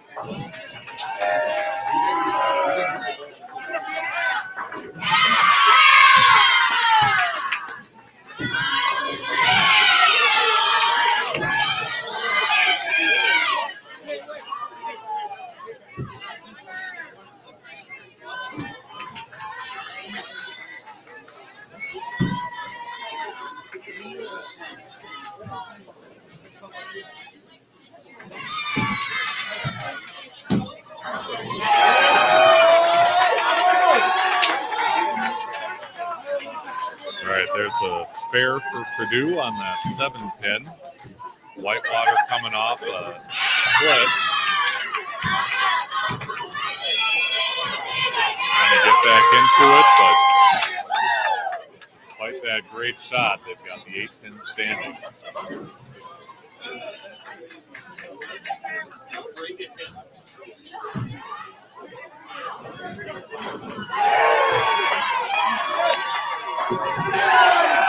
There's another strike for Purdue.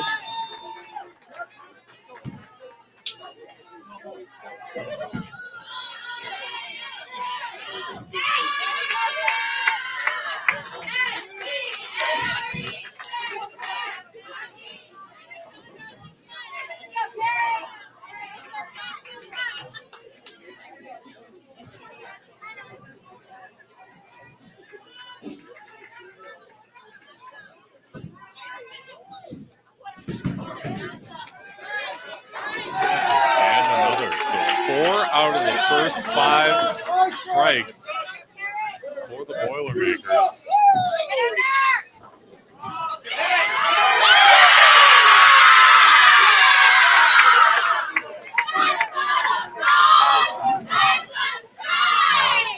Whitewater takes a re-rack.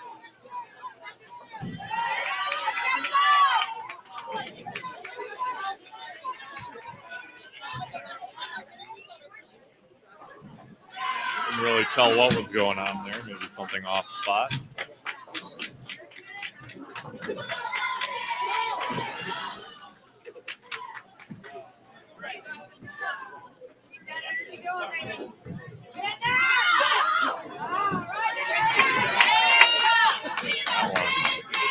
Went left for the Cohawks. Kept it clean so far through 3 frames. See if they can make another spare in the 4th. And Purdue just keeps motoring right along.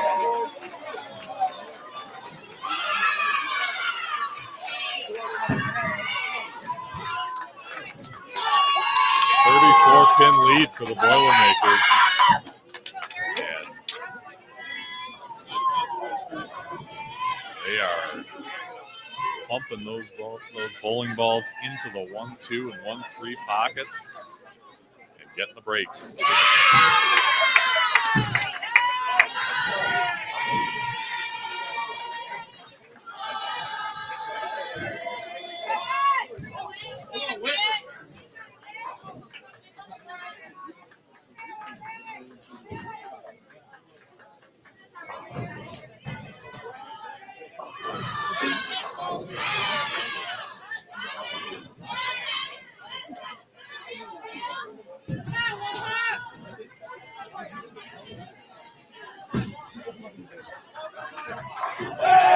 And yet another.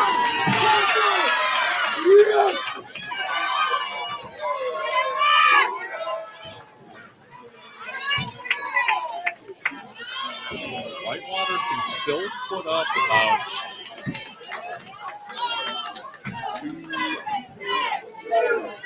221. But if Purdue keeps up this pace, they're going to be in the maybe 250s or even 270s.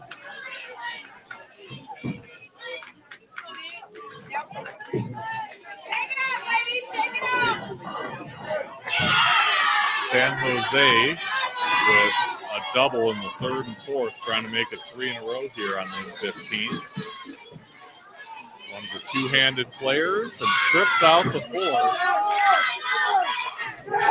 Most of their men's team is standing right next to us here in the concourse, supporting those ladies as they put together 3 in a row. And another 8-10 for Whitewater, so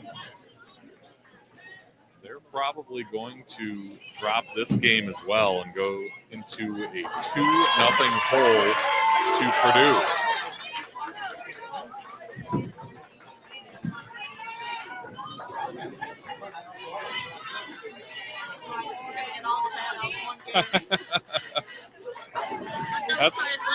That's the way to do it, though. I mean, that's the way to do it. And plus when it's a blowout like this, you know you can maybe put in some different guys, try a few different things. There's opportunity there. Yeah.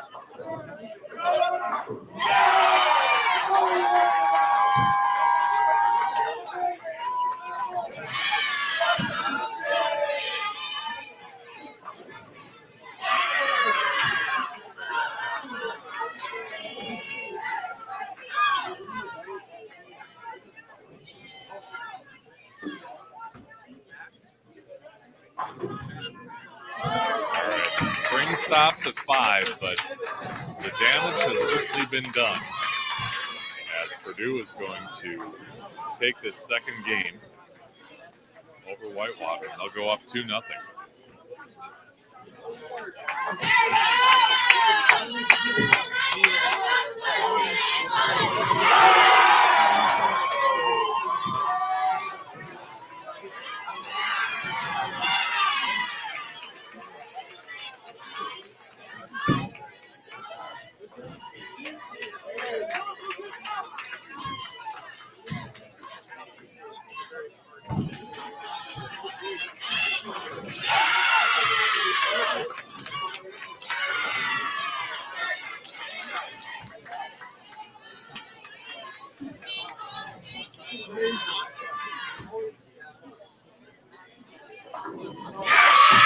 There's another strike for Coe.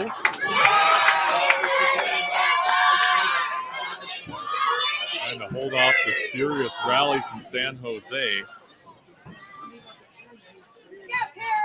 they had this spare in the 6th. They'll try and cover this one in the 7th.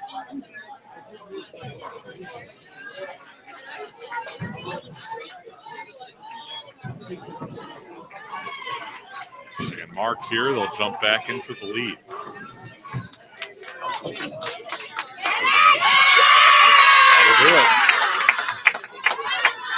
So strikes in the 7th and 8th for the Cohawks.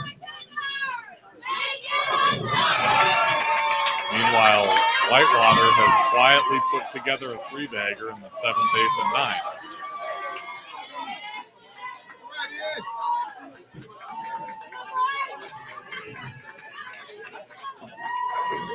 There's another one from Garrett Meadows, and you know that they've got those strikes in them.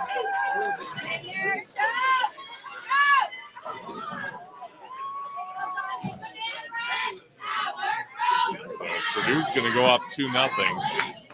But we'll see what happens in that last match.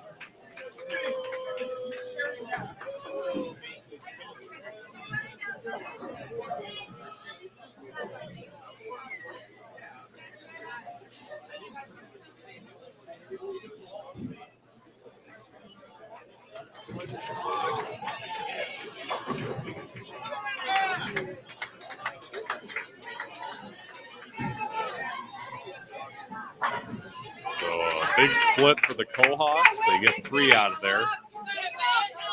They can hit the last 3 for 188. But San Jose can basically spare out with count and take the match.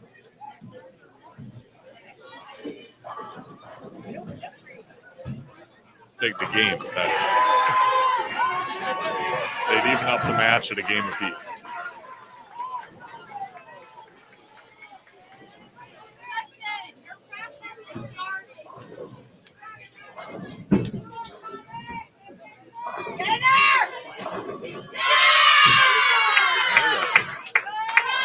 Trip 6 on a Brooklyn hit.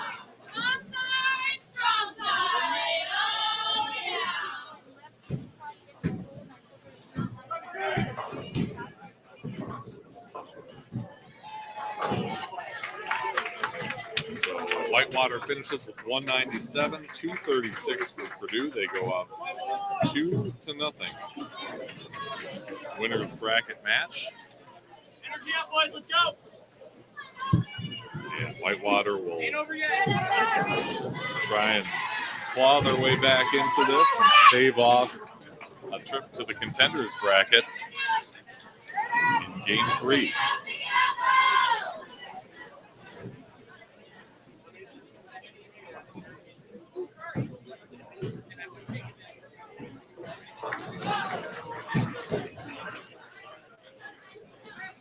So a spare for the Cohawks would give them 178.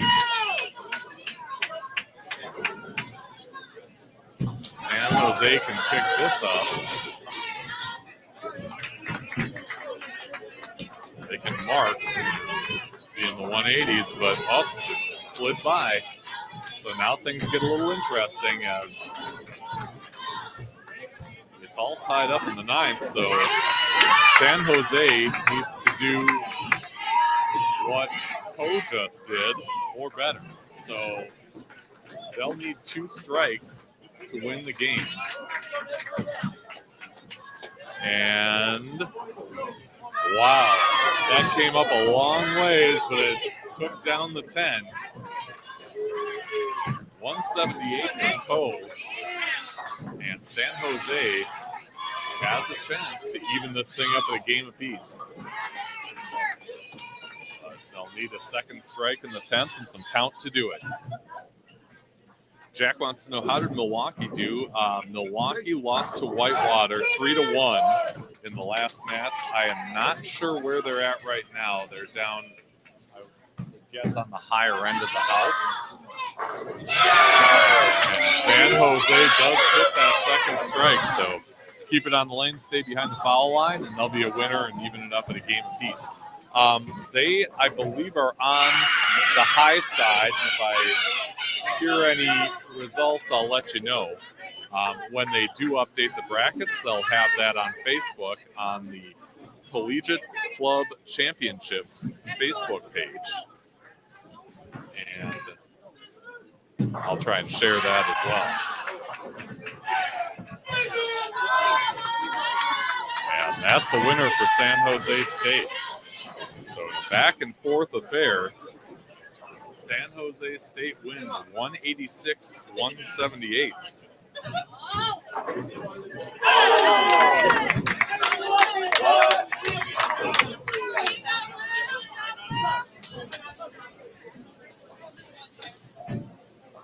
So a game apiece for each of these ladies' teams. Co and San Jose State, they'll move on to game 3 in the Whitewater Purdue matchup. Both teams split in the first. Couple of strikes for the Boilermakers. And Whitewater tried to answer with Dawson Peterson. He'll take aim at a 10-pin on a light hit.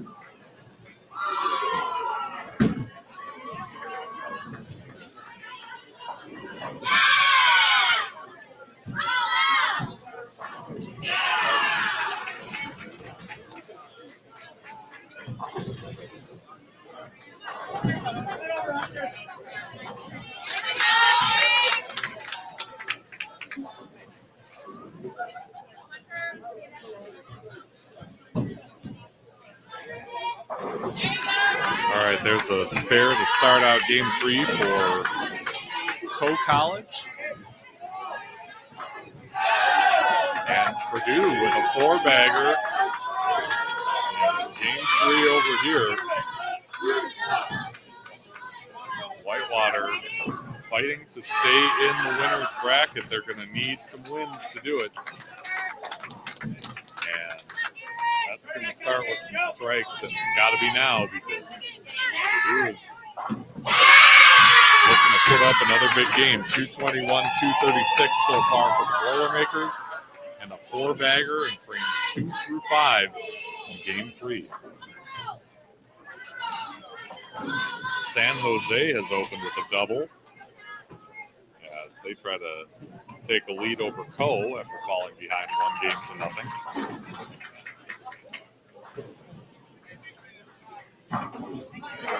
And nice shot and a strike for Garrett Meadows as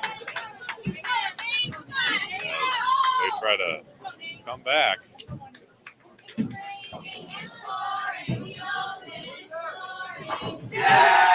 Purdue with a 5th strike in a row. They can taste it. They're getting closer and closer to a 3-game sweep here.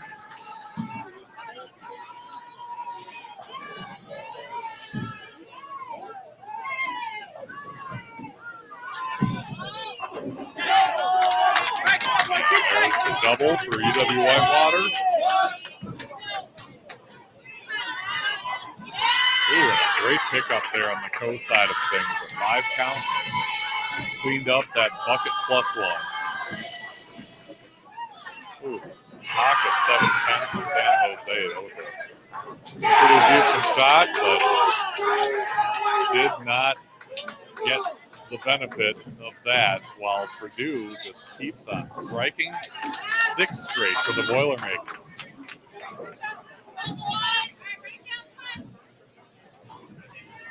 We're going to become contenders.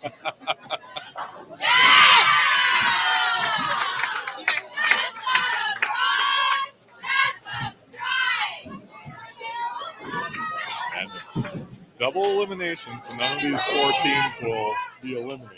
A couple of them will go down to the contenders bracket and bowl some 3-game matches against the other contenders.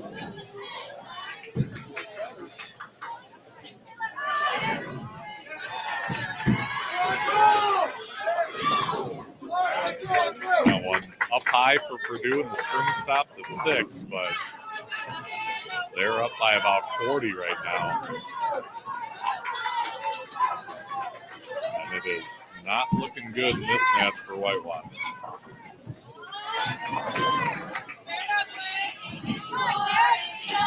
Let's go!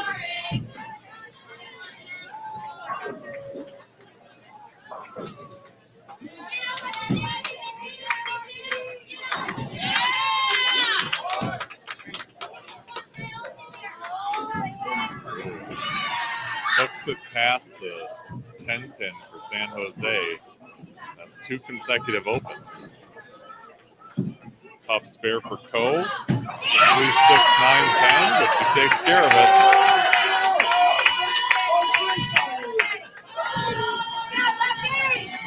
And that will give them a 3-pin lead heading into the 6th frame. 5-pin lead.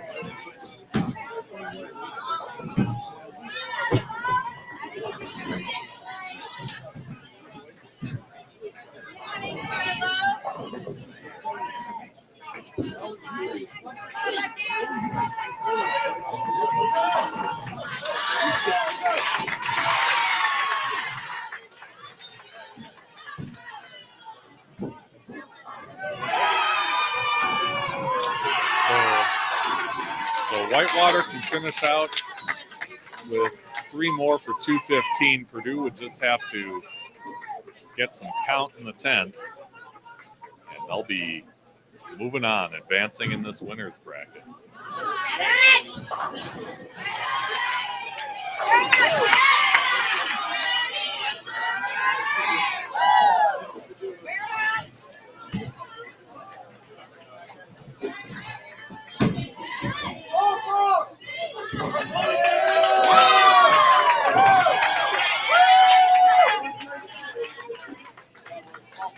There's 215, so he just has to keep it on the lane.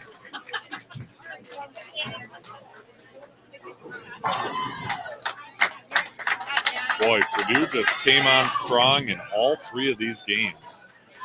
These last 2 particularly, middle of the games, big strings for the Boilermakers. And that made the difference.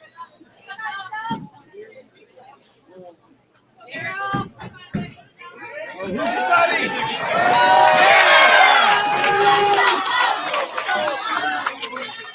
All right, on the ladies' side, San Jose hits a strike in the 7th. They're up 10 right now after the open by Coe. See how they respond here on the left.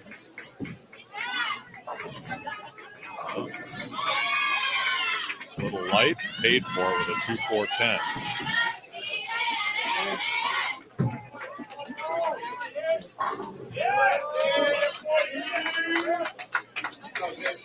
Go, Spartans!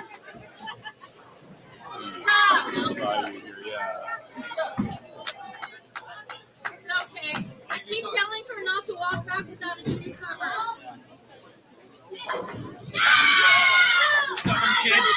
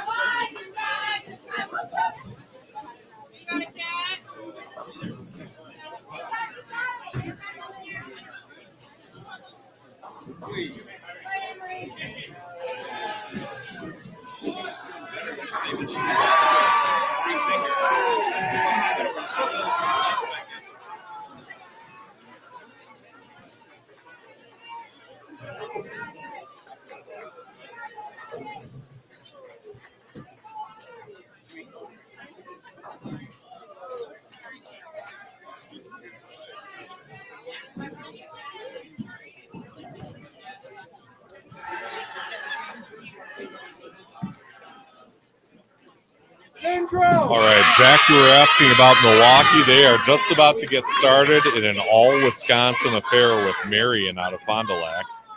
And that's a contenders bracket match, so it'll be first to 2, best of 3.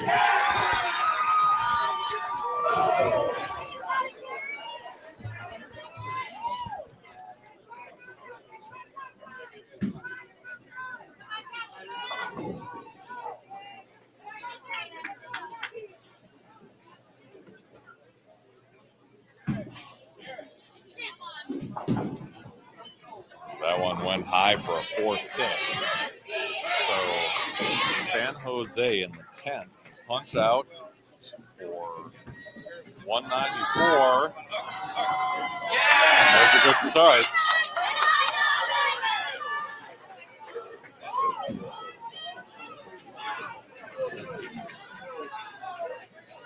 Unless Co makes this, the best they'll be able to do is in the 170s. Chip wants to know if Grand Canyon is still in it. Are you talking men's team or women's team? They've got both of them out here.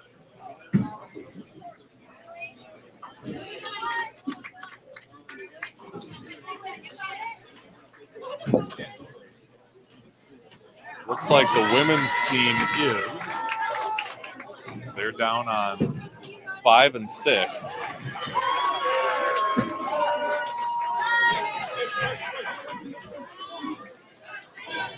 I'm assuming that's Coach Canfield in the big purple hat.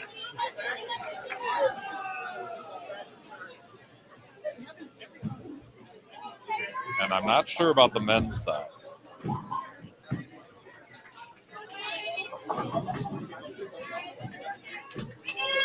Up high, so this one is going to go to San Jose State.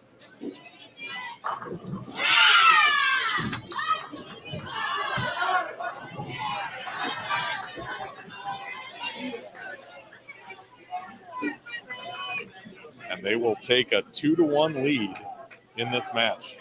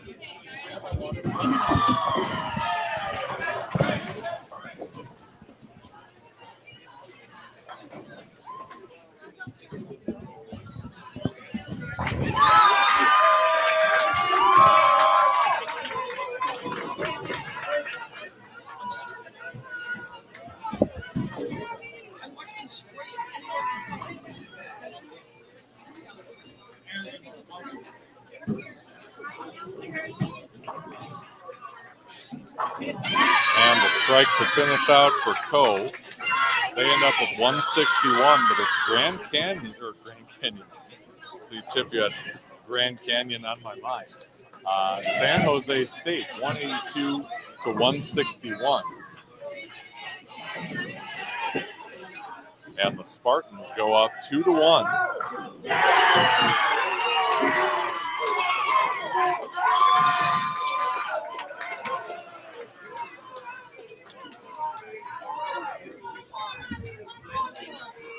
You can hear all that cheering from off to our right. That is the New Jersey Institute of Technology.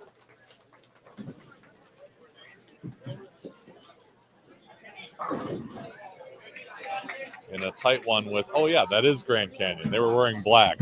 I couldn't tell. So, Chip, there you go. The guys are still in it.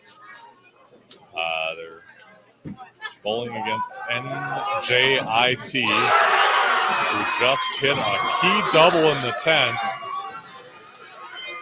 to win a game. I don't know what the total wins is in that one, but they are certainly excited about winning that game.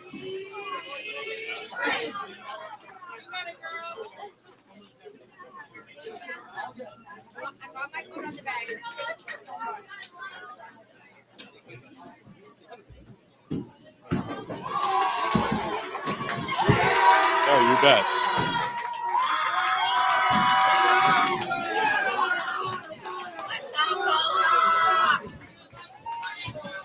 Yeah, Coach Canfield is great. He handed me this big binder full of information on basically every team. Where they're from, how they've done in previous events. some of the names to go with the faces, although it gets increasingly difficult with all the teams we have here.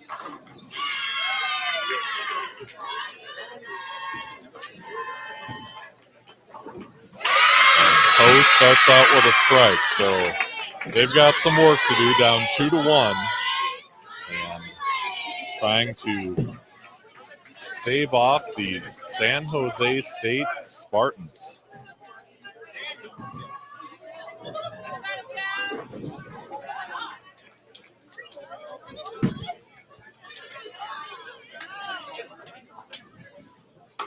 And open to start things out for San Jose in the first.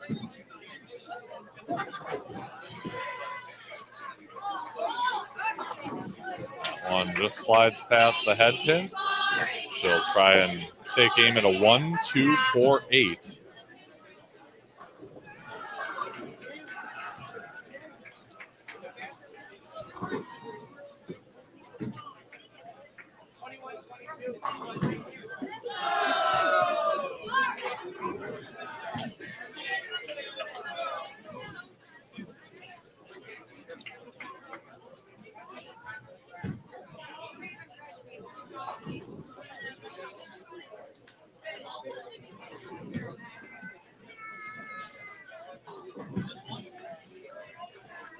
No, I don't think it was NJIT that was bowling against Grand Canyon. They're actually bowling on the next pair with San Jose men, I think. It's very tough to tell when you're a few pairs away. But I can tell you they are bowling at the moment. All right, so a big spare pickup for Coe. San Jose will take care of that 6-9 and play from behind here, moving into the third.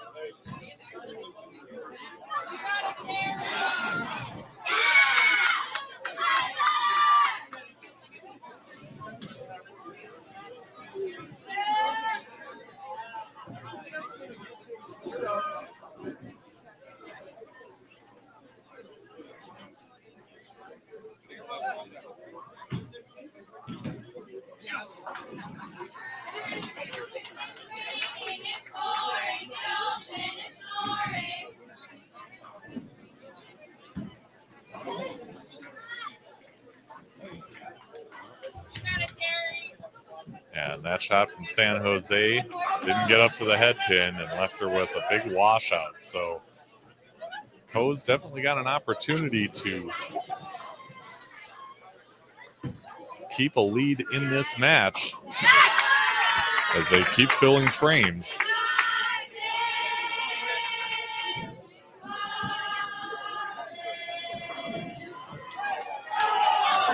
Oh, a great shot, and she almost took it down, but did not. So they'll be down by 23 now. But they do hold a 2-1 advantage in the match.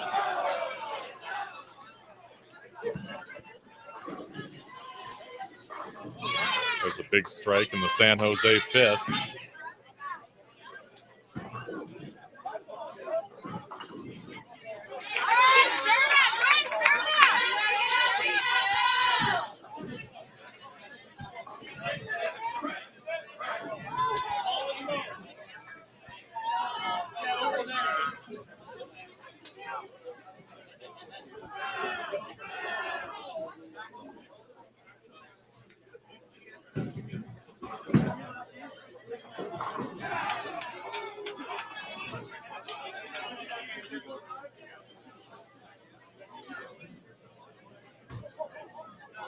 Oh, looked like she lost her footing there and pushed it past the 4 pin. So 88 through 5. they'll hold on to the lead moving into the sixth. And this combination for San Jose, the 1, 3, 8, and 9, can be difficult. Get confident. Let's go. You got this.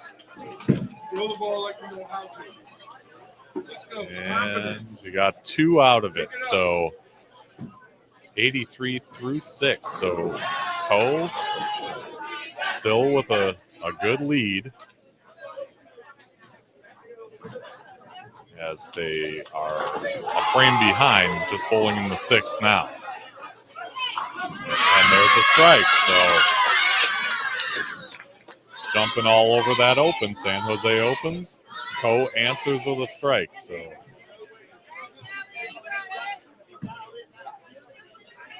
and this one looks way left for San Jose.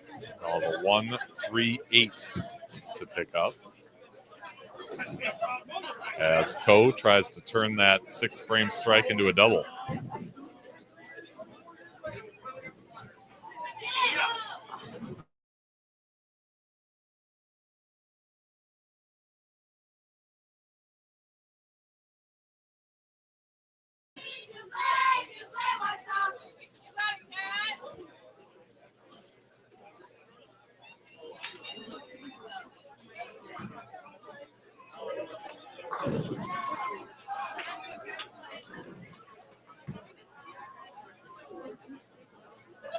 Wow, and she just got that spare, so they'll need to get some strikes here to match this rally from Co.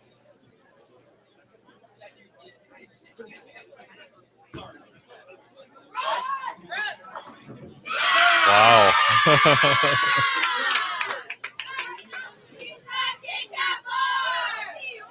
Just willing those pins down.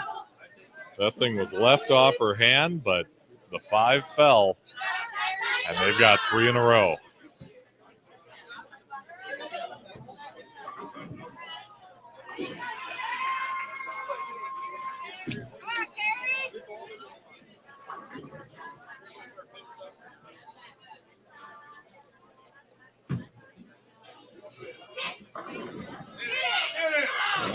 Held high in the pocket. Took down the 4, but not the 9, so she stayed out of trouble there.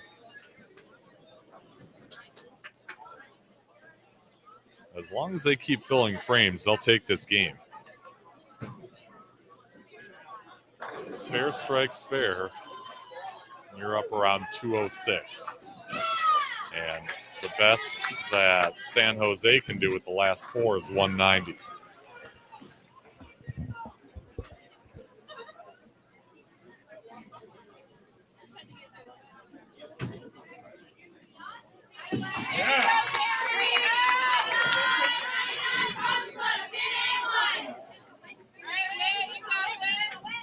Go, Wade, you got this. Bury in the hole.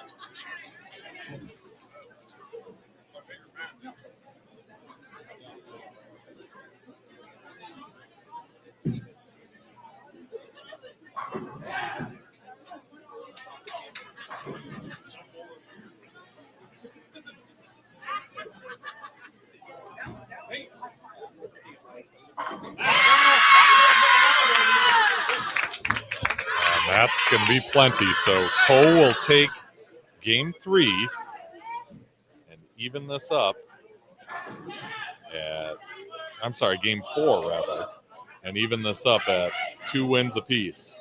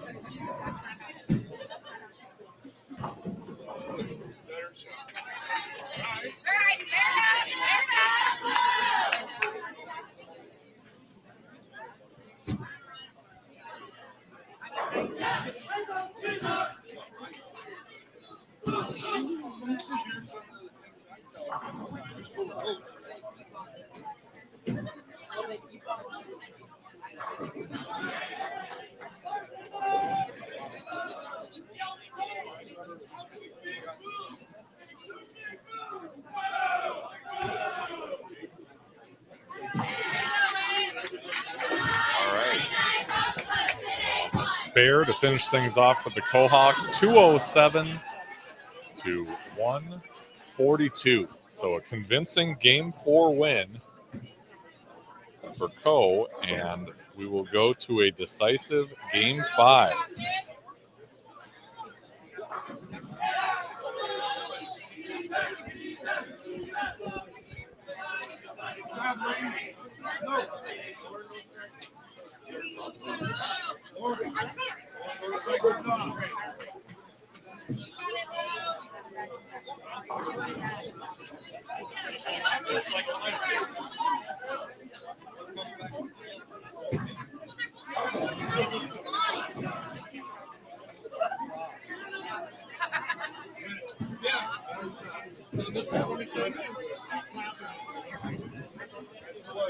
The Co supporters imploring these ladies to keep this going.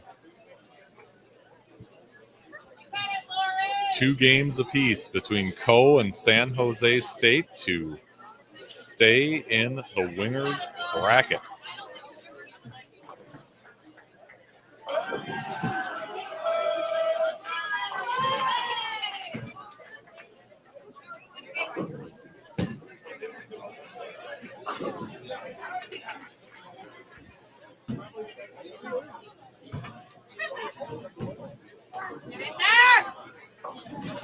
Oh, that one slid past where she wanted it and left her with a 3.67.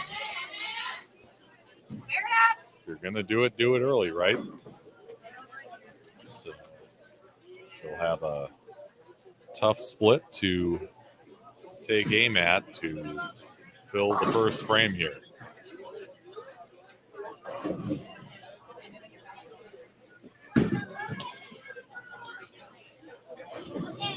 Oh, and that one slid past the break point for San Jose State, so she'll have some work to do to keep pace as well.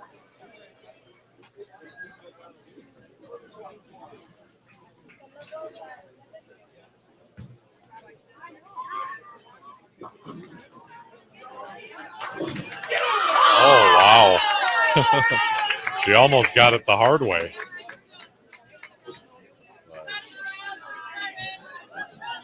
9 after 1 frame, and they'll hope to right the ship in the second.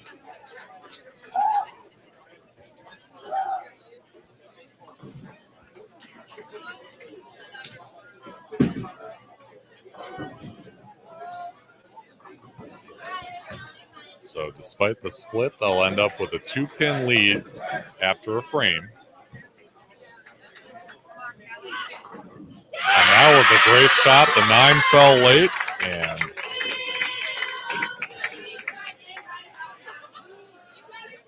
they extend that lead.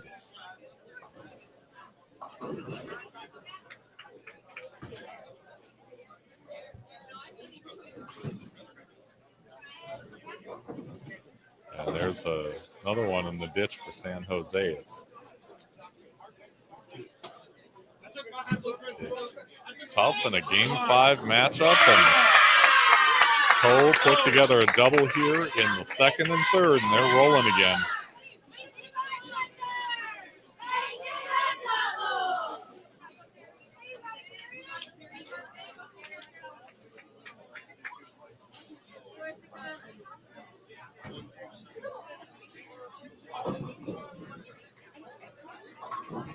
It just kind of happens to be that there aren't any teams competing in the pairs around us right now.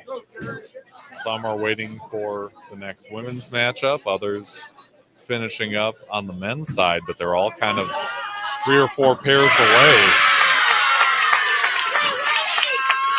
As Co makes it 3 in a row.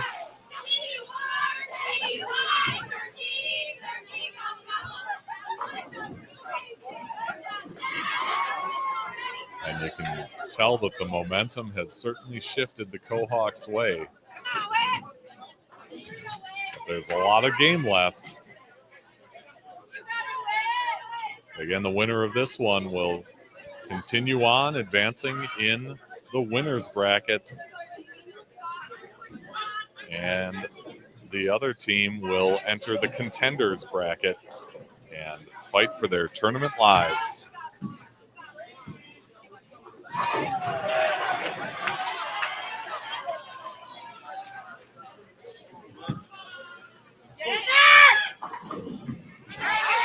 Up high and left to 6-10, so certainly not the worst that could happen on a shot like that.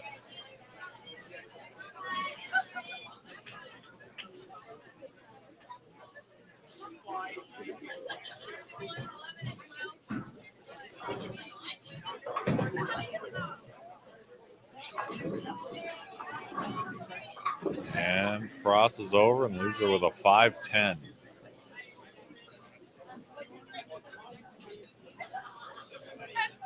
And there's another spare for Coe.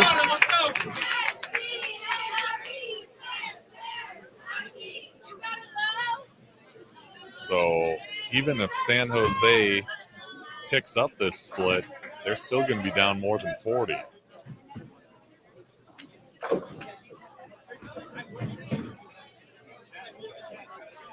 Oh, hooked it past it, so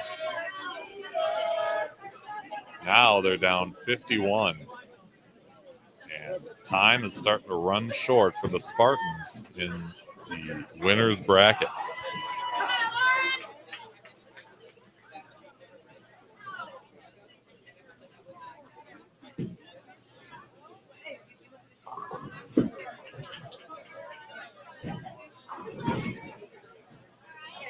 And a washout after another one fails to hit the head pin on the first ball. She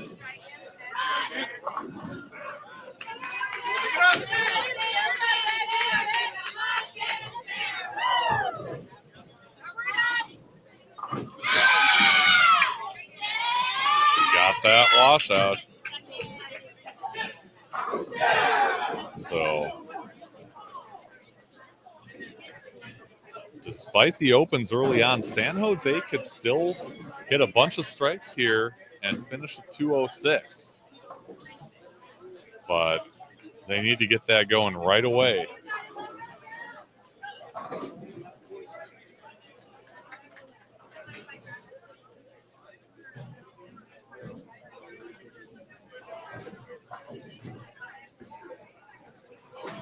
Uh-oh. Missed all three of them there, so the window for San Jose opens a little bit. But they've got to take advantage. A little high in the pocket and left her with a 6-10.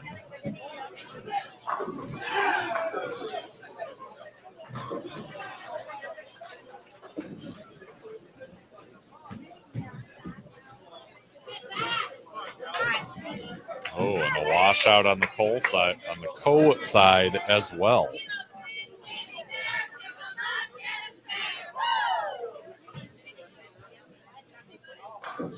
So some early success in this game for Coe, now giving away to a couple of struggles in the 6th and 7th. But another missed spare on the San Jose side. Puts them down, again, almost 40. A little more than 40, almost 50. And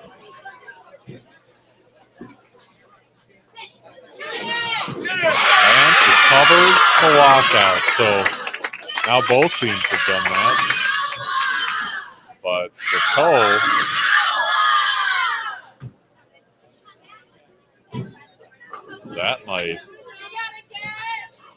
that might seal up the match. We'll see.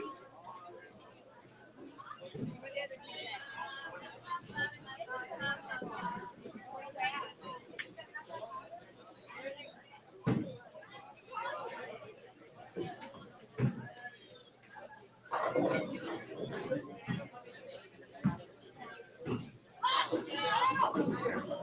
there's a strike. So now you look, and San Jose needs a spare and 5 in a row just to get up to about 173.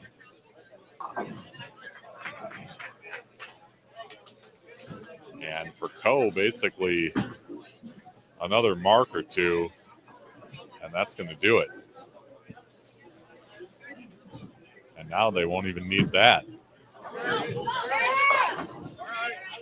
Go up high and left her with a 3-6-9-10.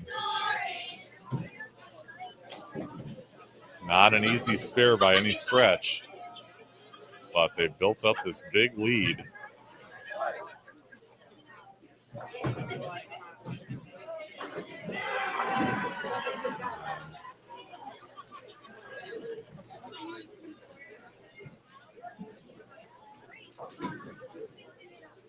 Best they're going to do on the San Jose side is about 150, 151.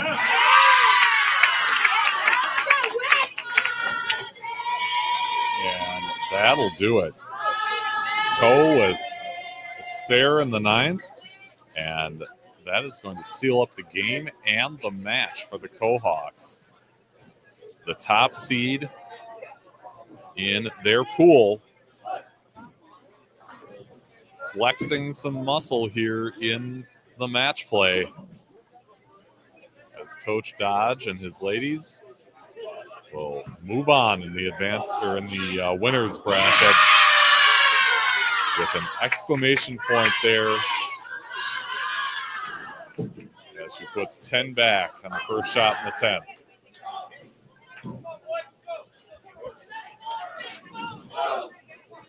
Co started out hot with a 200 in the opening match, winning by 41, but then San Jose kept filling frames. Co struggled a little bit. The Spartans jumped out 2-1. But in this game, it was all Co. Split early, another open in the 6th, but they put together 3 in a row in the 2nd through the 4th, and they're going to be moving on.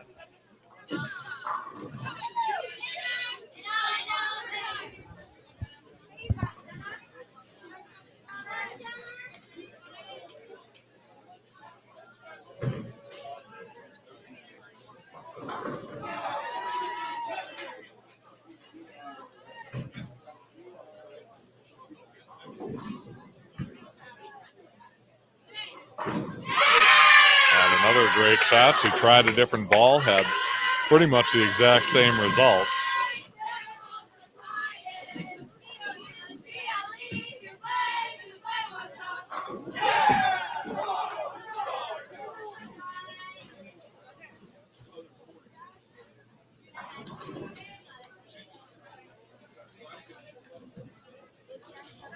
So for San Jose State, they'll end up in the contenders bracket. Again, a slightly different format there. Best 2 out of 3 in those matches, with winners moving on, losers being eliminated. And the Co-Hawks, with a strong 198 finish, are moving on in the winners' side of things.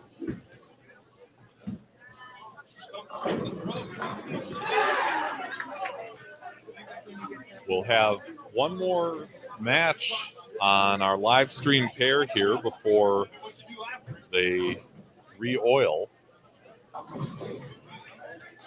At least I think. I think we've only had 2 matches here so far. Maybe 3.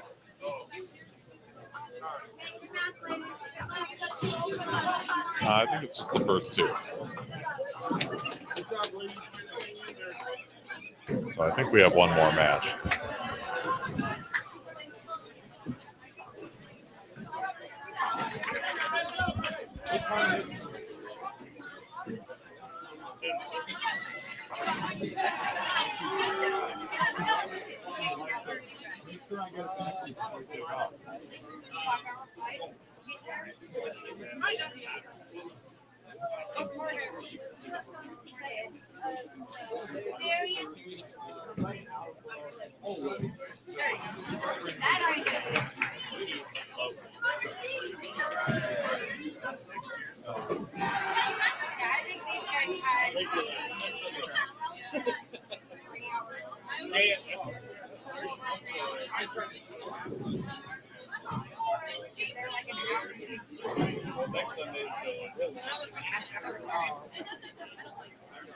It's not bad.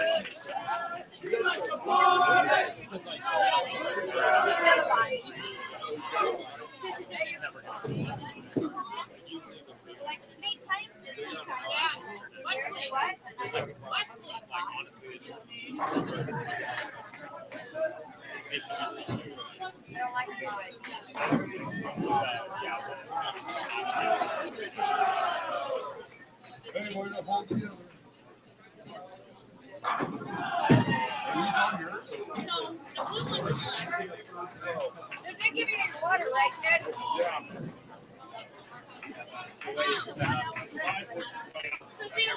You want it right here?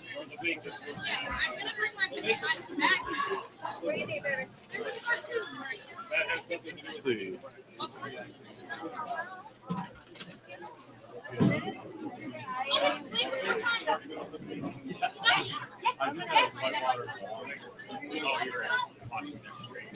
Well, I hope they don't mind. I do too. They fought for that one. Yeah, they did.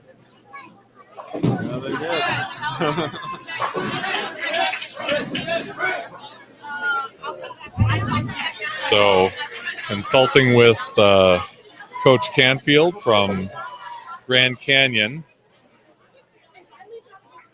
he said there won't be a match on our pairs again until after the re-oil. Uh-oh.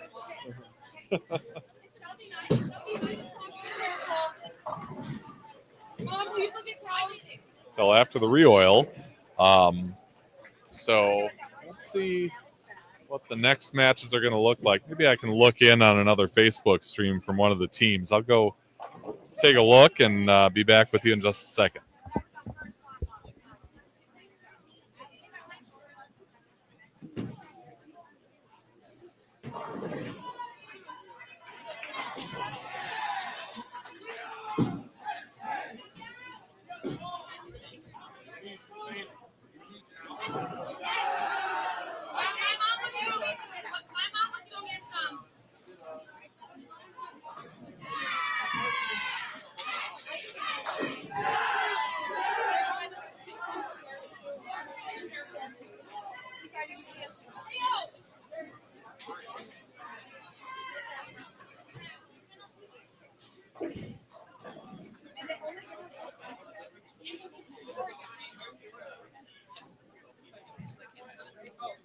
Lauren, make sure you don't get your teeth. Watch out.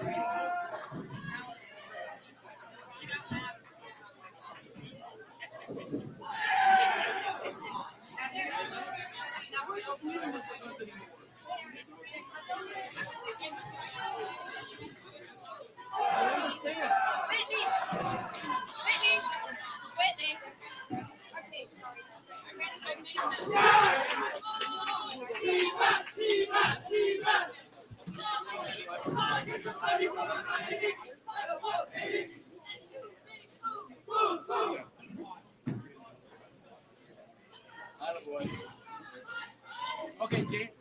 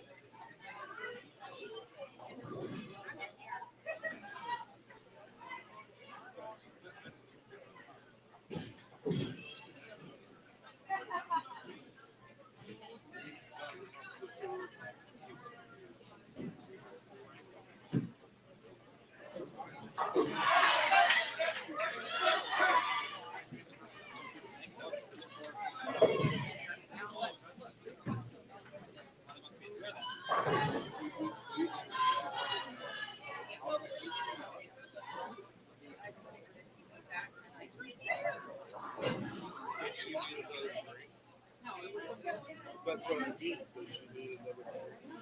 She needed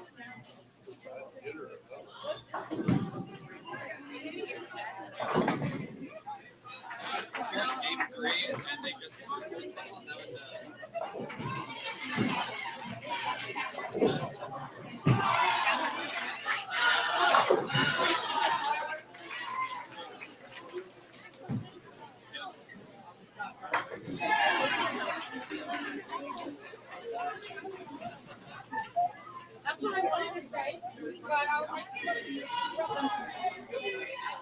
So this is what me.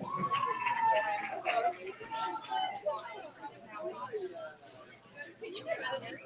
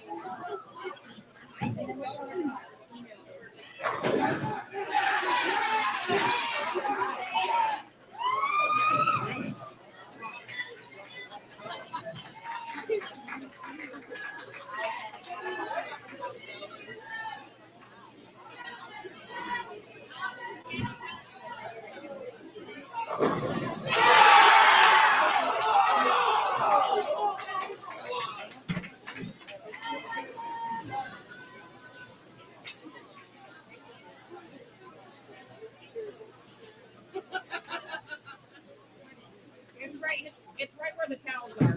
We cleaned it up. I stood on it for quite some time.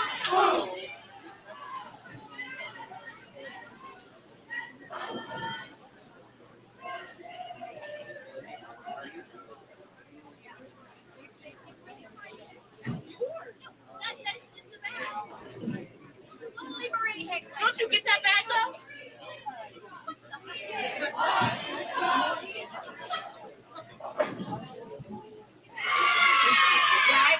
I did that. I jumped on it.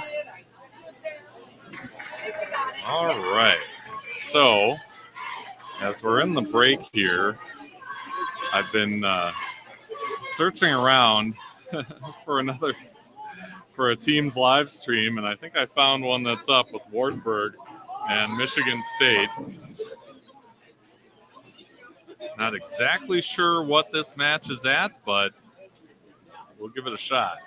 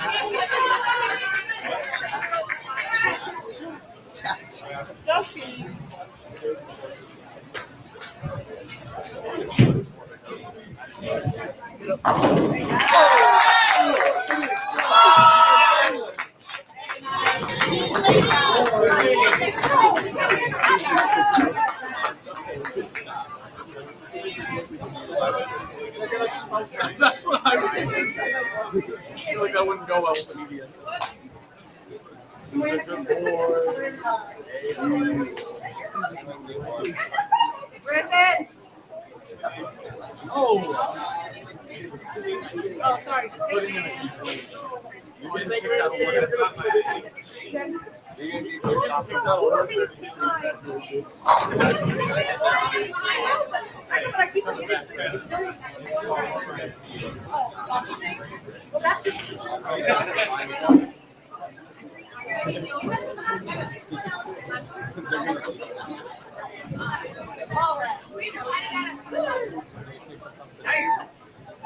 Yep, all three of you. I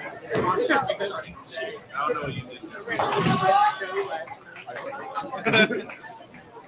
I was the only one to not feel like I was gonna message you. I'll send you a picture of the bird. My uncle is it's an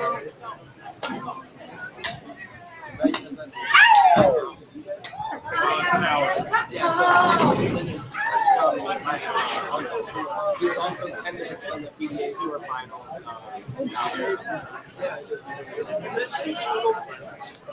I live that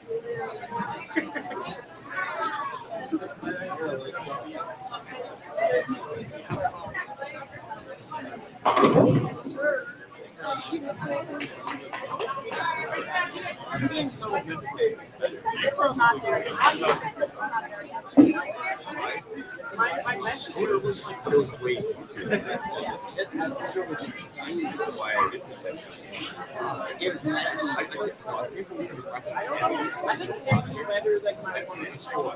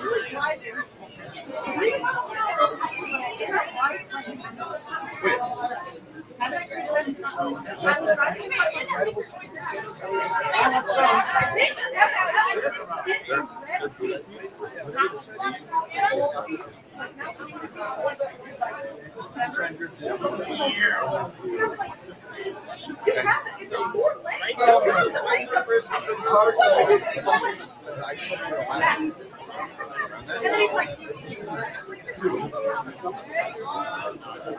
that's kind of I don't, or if I know that I'm a couple of days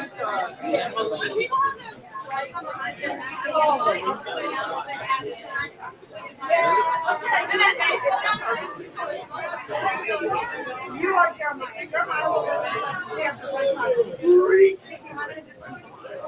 Yeah.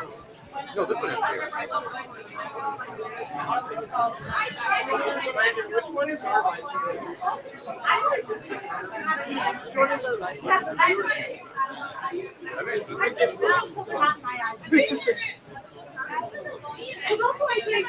Oh, okay.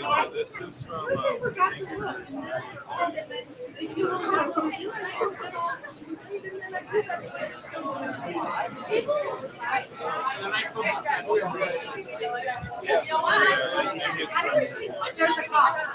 Oh, this is a replay.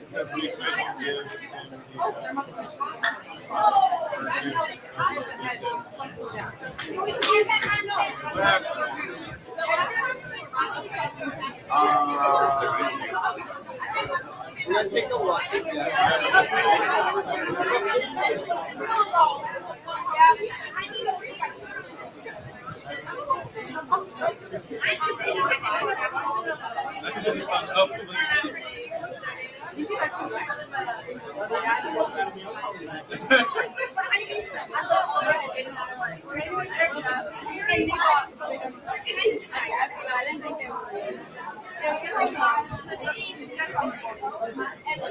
Why'd you break it?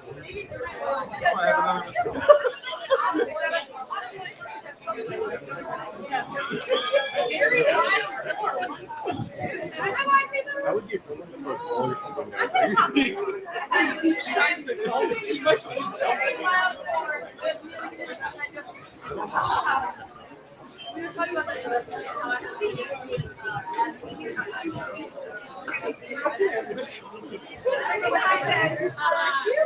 Another one?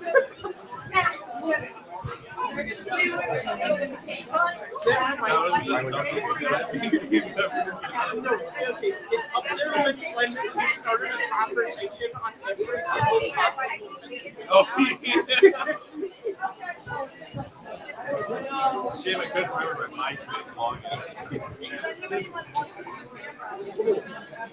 Okay, hey guys, so on the TV show, clearly don't know what's going on. The weather's kind of crappy, so could be bad. So now we're just hanging out. That happened. Hey, you want to see the They're rebooting the whole system because it's more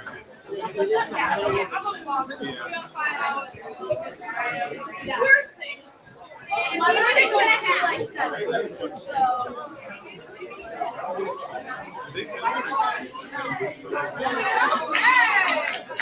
Hey, you need to come upstairs. You need a bus fare up there. You got it going. Calm down. You gotta wait. Ladies, you should be good to go. Men, we're gonna turn your practice on for 10 minutes. Okay, your turn.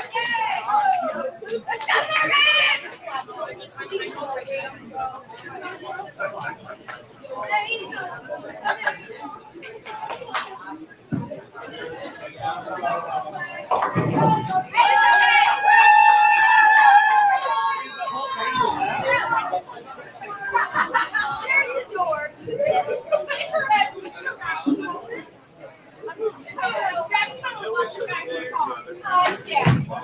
Hang on a second, guys. Ladies, you're good.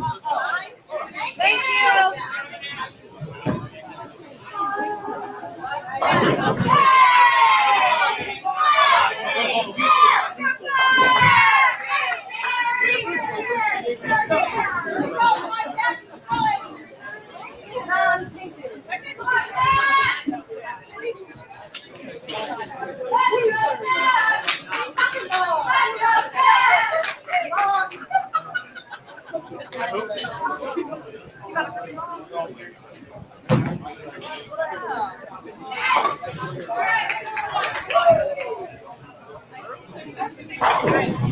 you.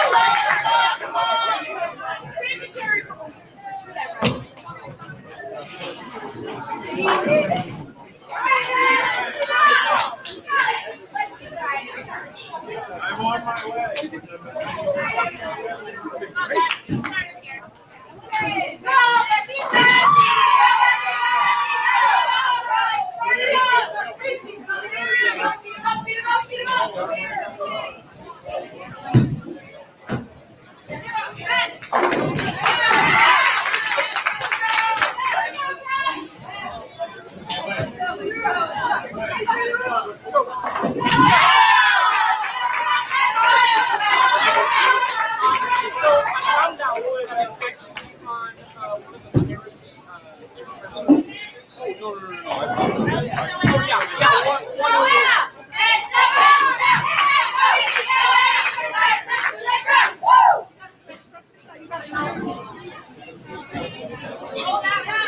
All right, guys, 10 minutes practice. I'll let you know final.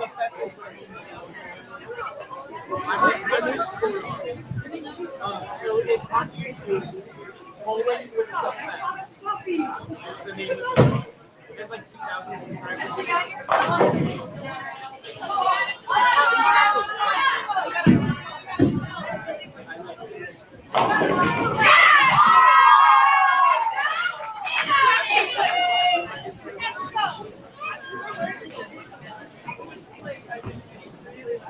Get up.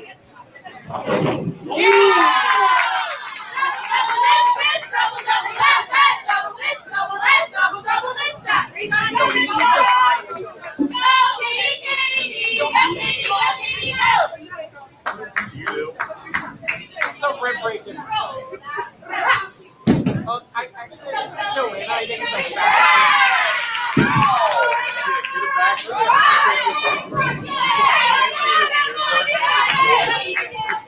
My shoulder's gonna collapse.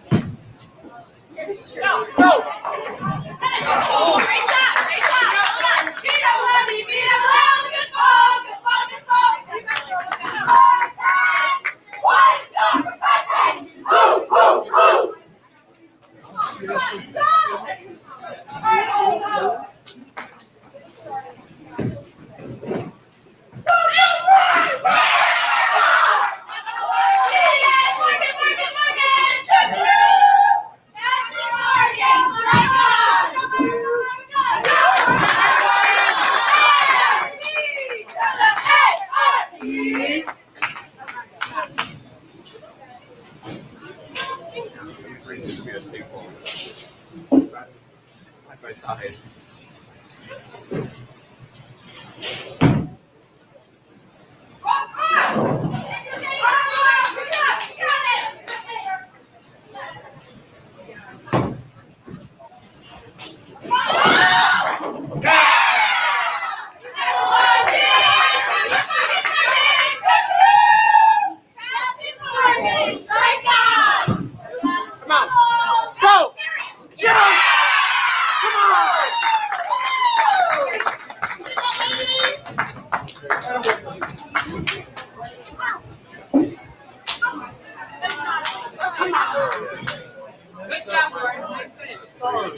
Side by side.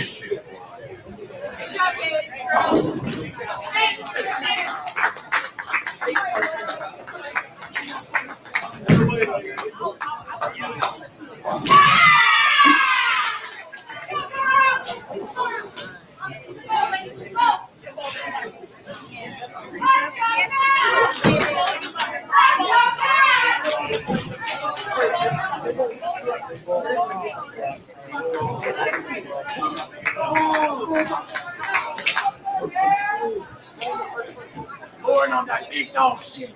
She on that big dog shit.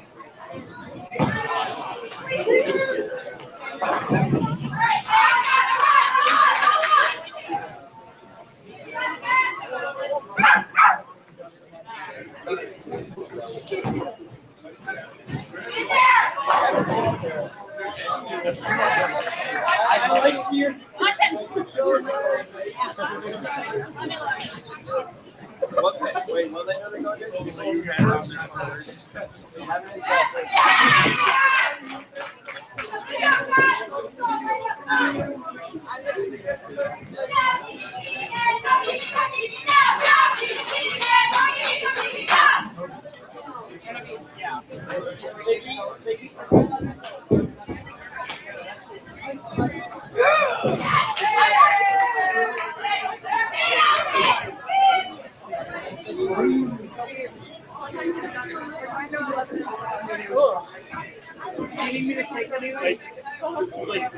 Say hi.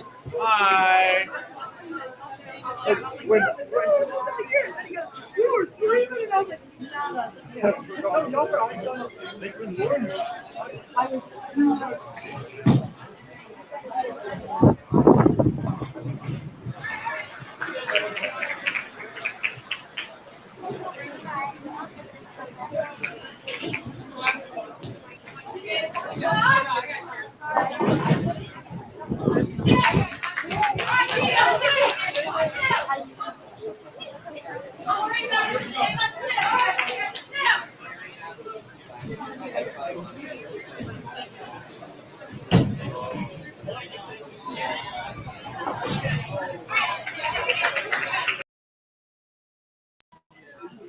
Feed for now.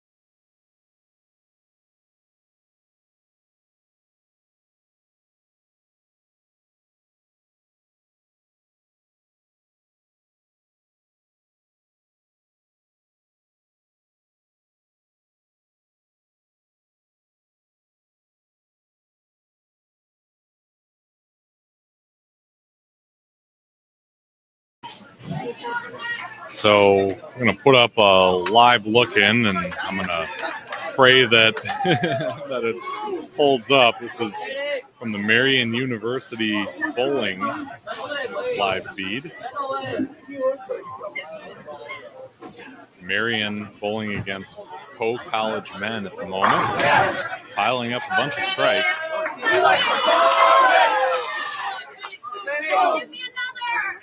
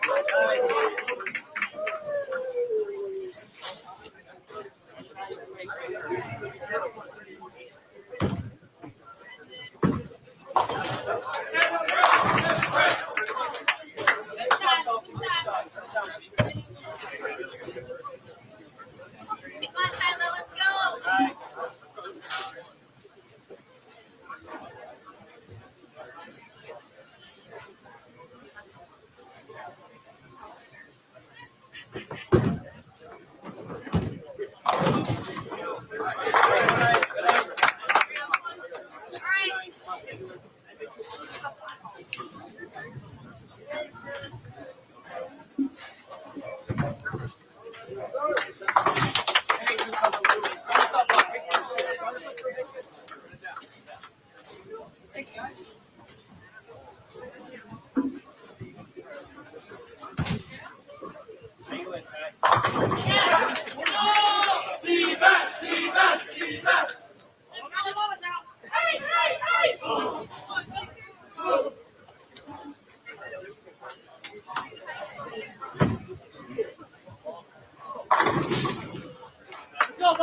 down. Let's go.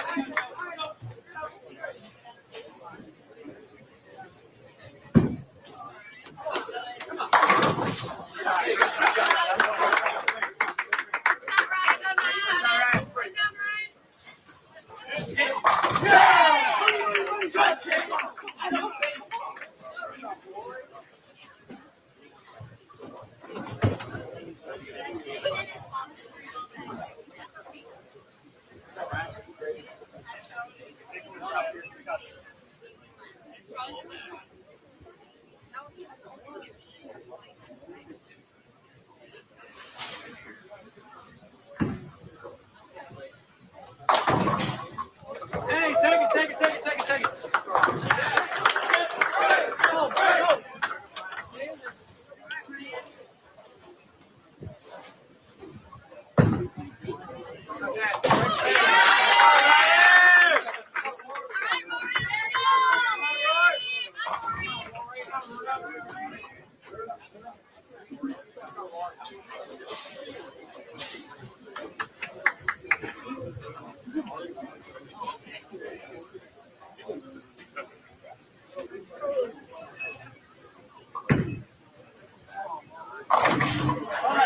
Come on, Chase, run it. Let's go. You got this.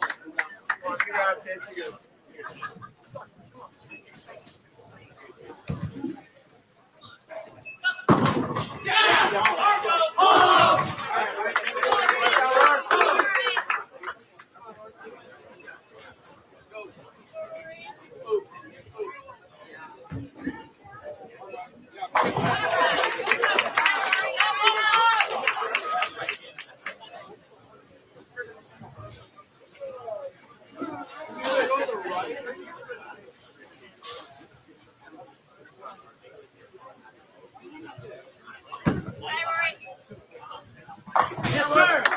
Great job, Chase. Come on. Let's go, DMC. Get us out. Let's go.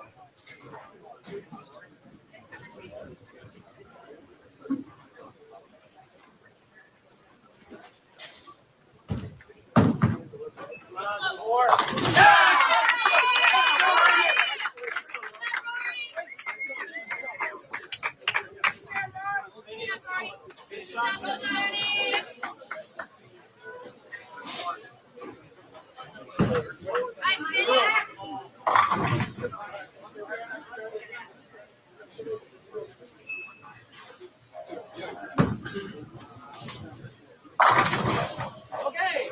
Yeah. Woo! Yeah, guys, Dylan got it. Way to go.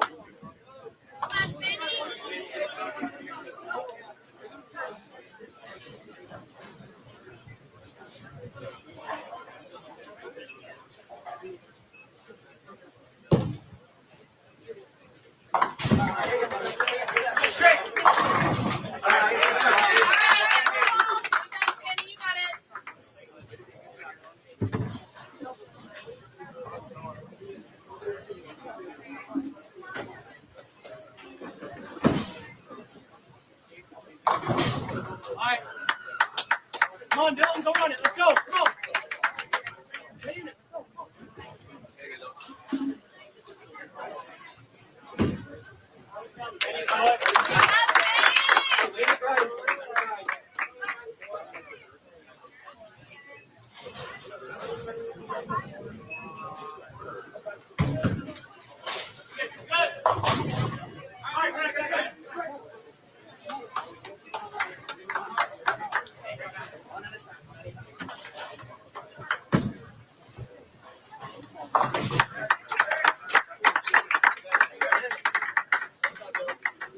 Come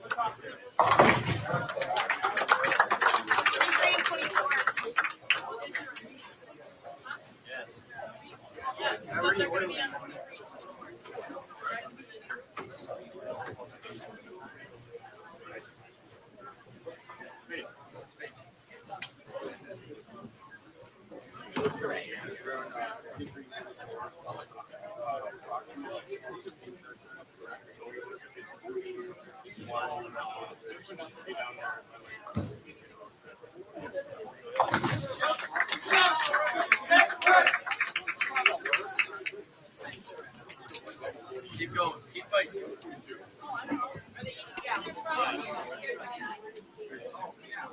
There you go.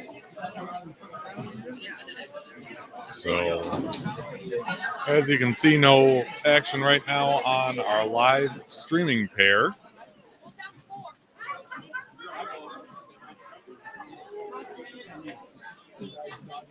As the pair of matches concludes over on the high end, we'll see who's still going and where they might be bowling. And hopefully we can bring you some more action soon, along with an updated bracket. Haven't seen one since the beginning of the morning, but as soon as that's released, we'll bring that to you as well. Hang tight.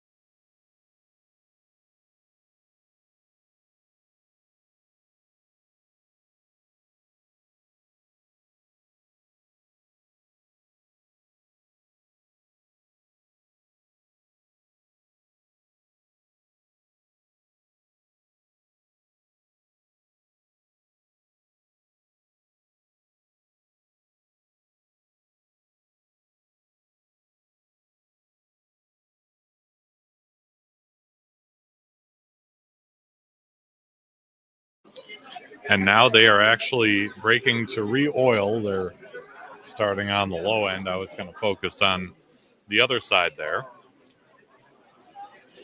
So we will cut out too as they go on break. You can find the final video link on the Bowling with the Theft channel. Just look for the Collegiate Club National Championships playlist, and you'll find video from yesterday's competition, along with this one from this morning. And all right, I'm guessing between 12:15, 12:30, we'll start the next round. We'll re-oil right now. I'm guessing 12:15, 12:30 for the next round. I'll update as the oil machine progresses. there you go. Around 12:15, 12:30 is what they're estimating when we will start up action again. And again, that will be the final video link. So that will be the one that takes us through to the championship matches and awards following, where we crown 2 new club national champions, one on the men's side and one on the women's side. We'll see you there in what should be a little less than an hour. Thank you for watching Bowling with the Theft. Pound the like button and subscribe button. It's the easiest way to support the channel, and it's free. Bowling with the Pfeff is brought to you by Chip Magnet. Raise your snack standards. Jerry's Score More Bowling Supply inside Wagner's Lane. So Eau Claire, Wisconsin area's leader in bowling products and services since 1988. And Visionary Video Hub. Video with impact. Email bowlingwiththepfeff@yahoo.com with questions or to appear on the show. You can also reach out on your favorite social media platform.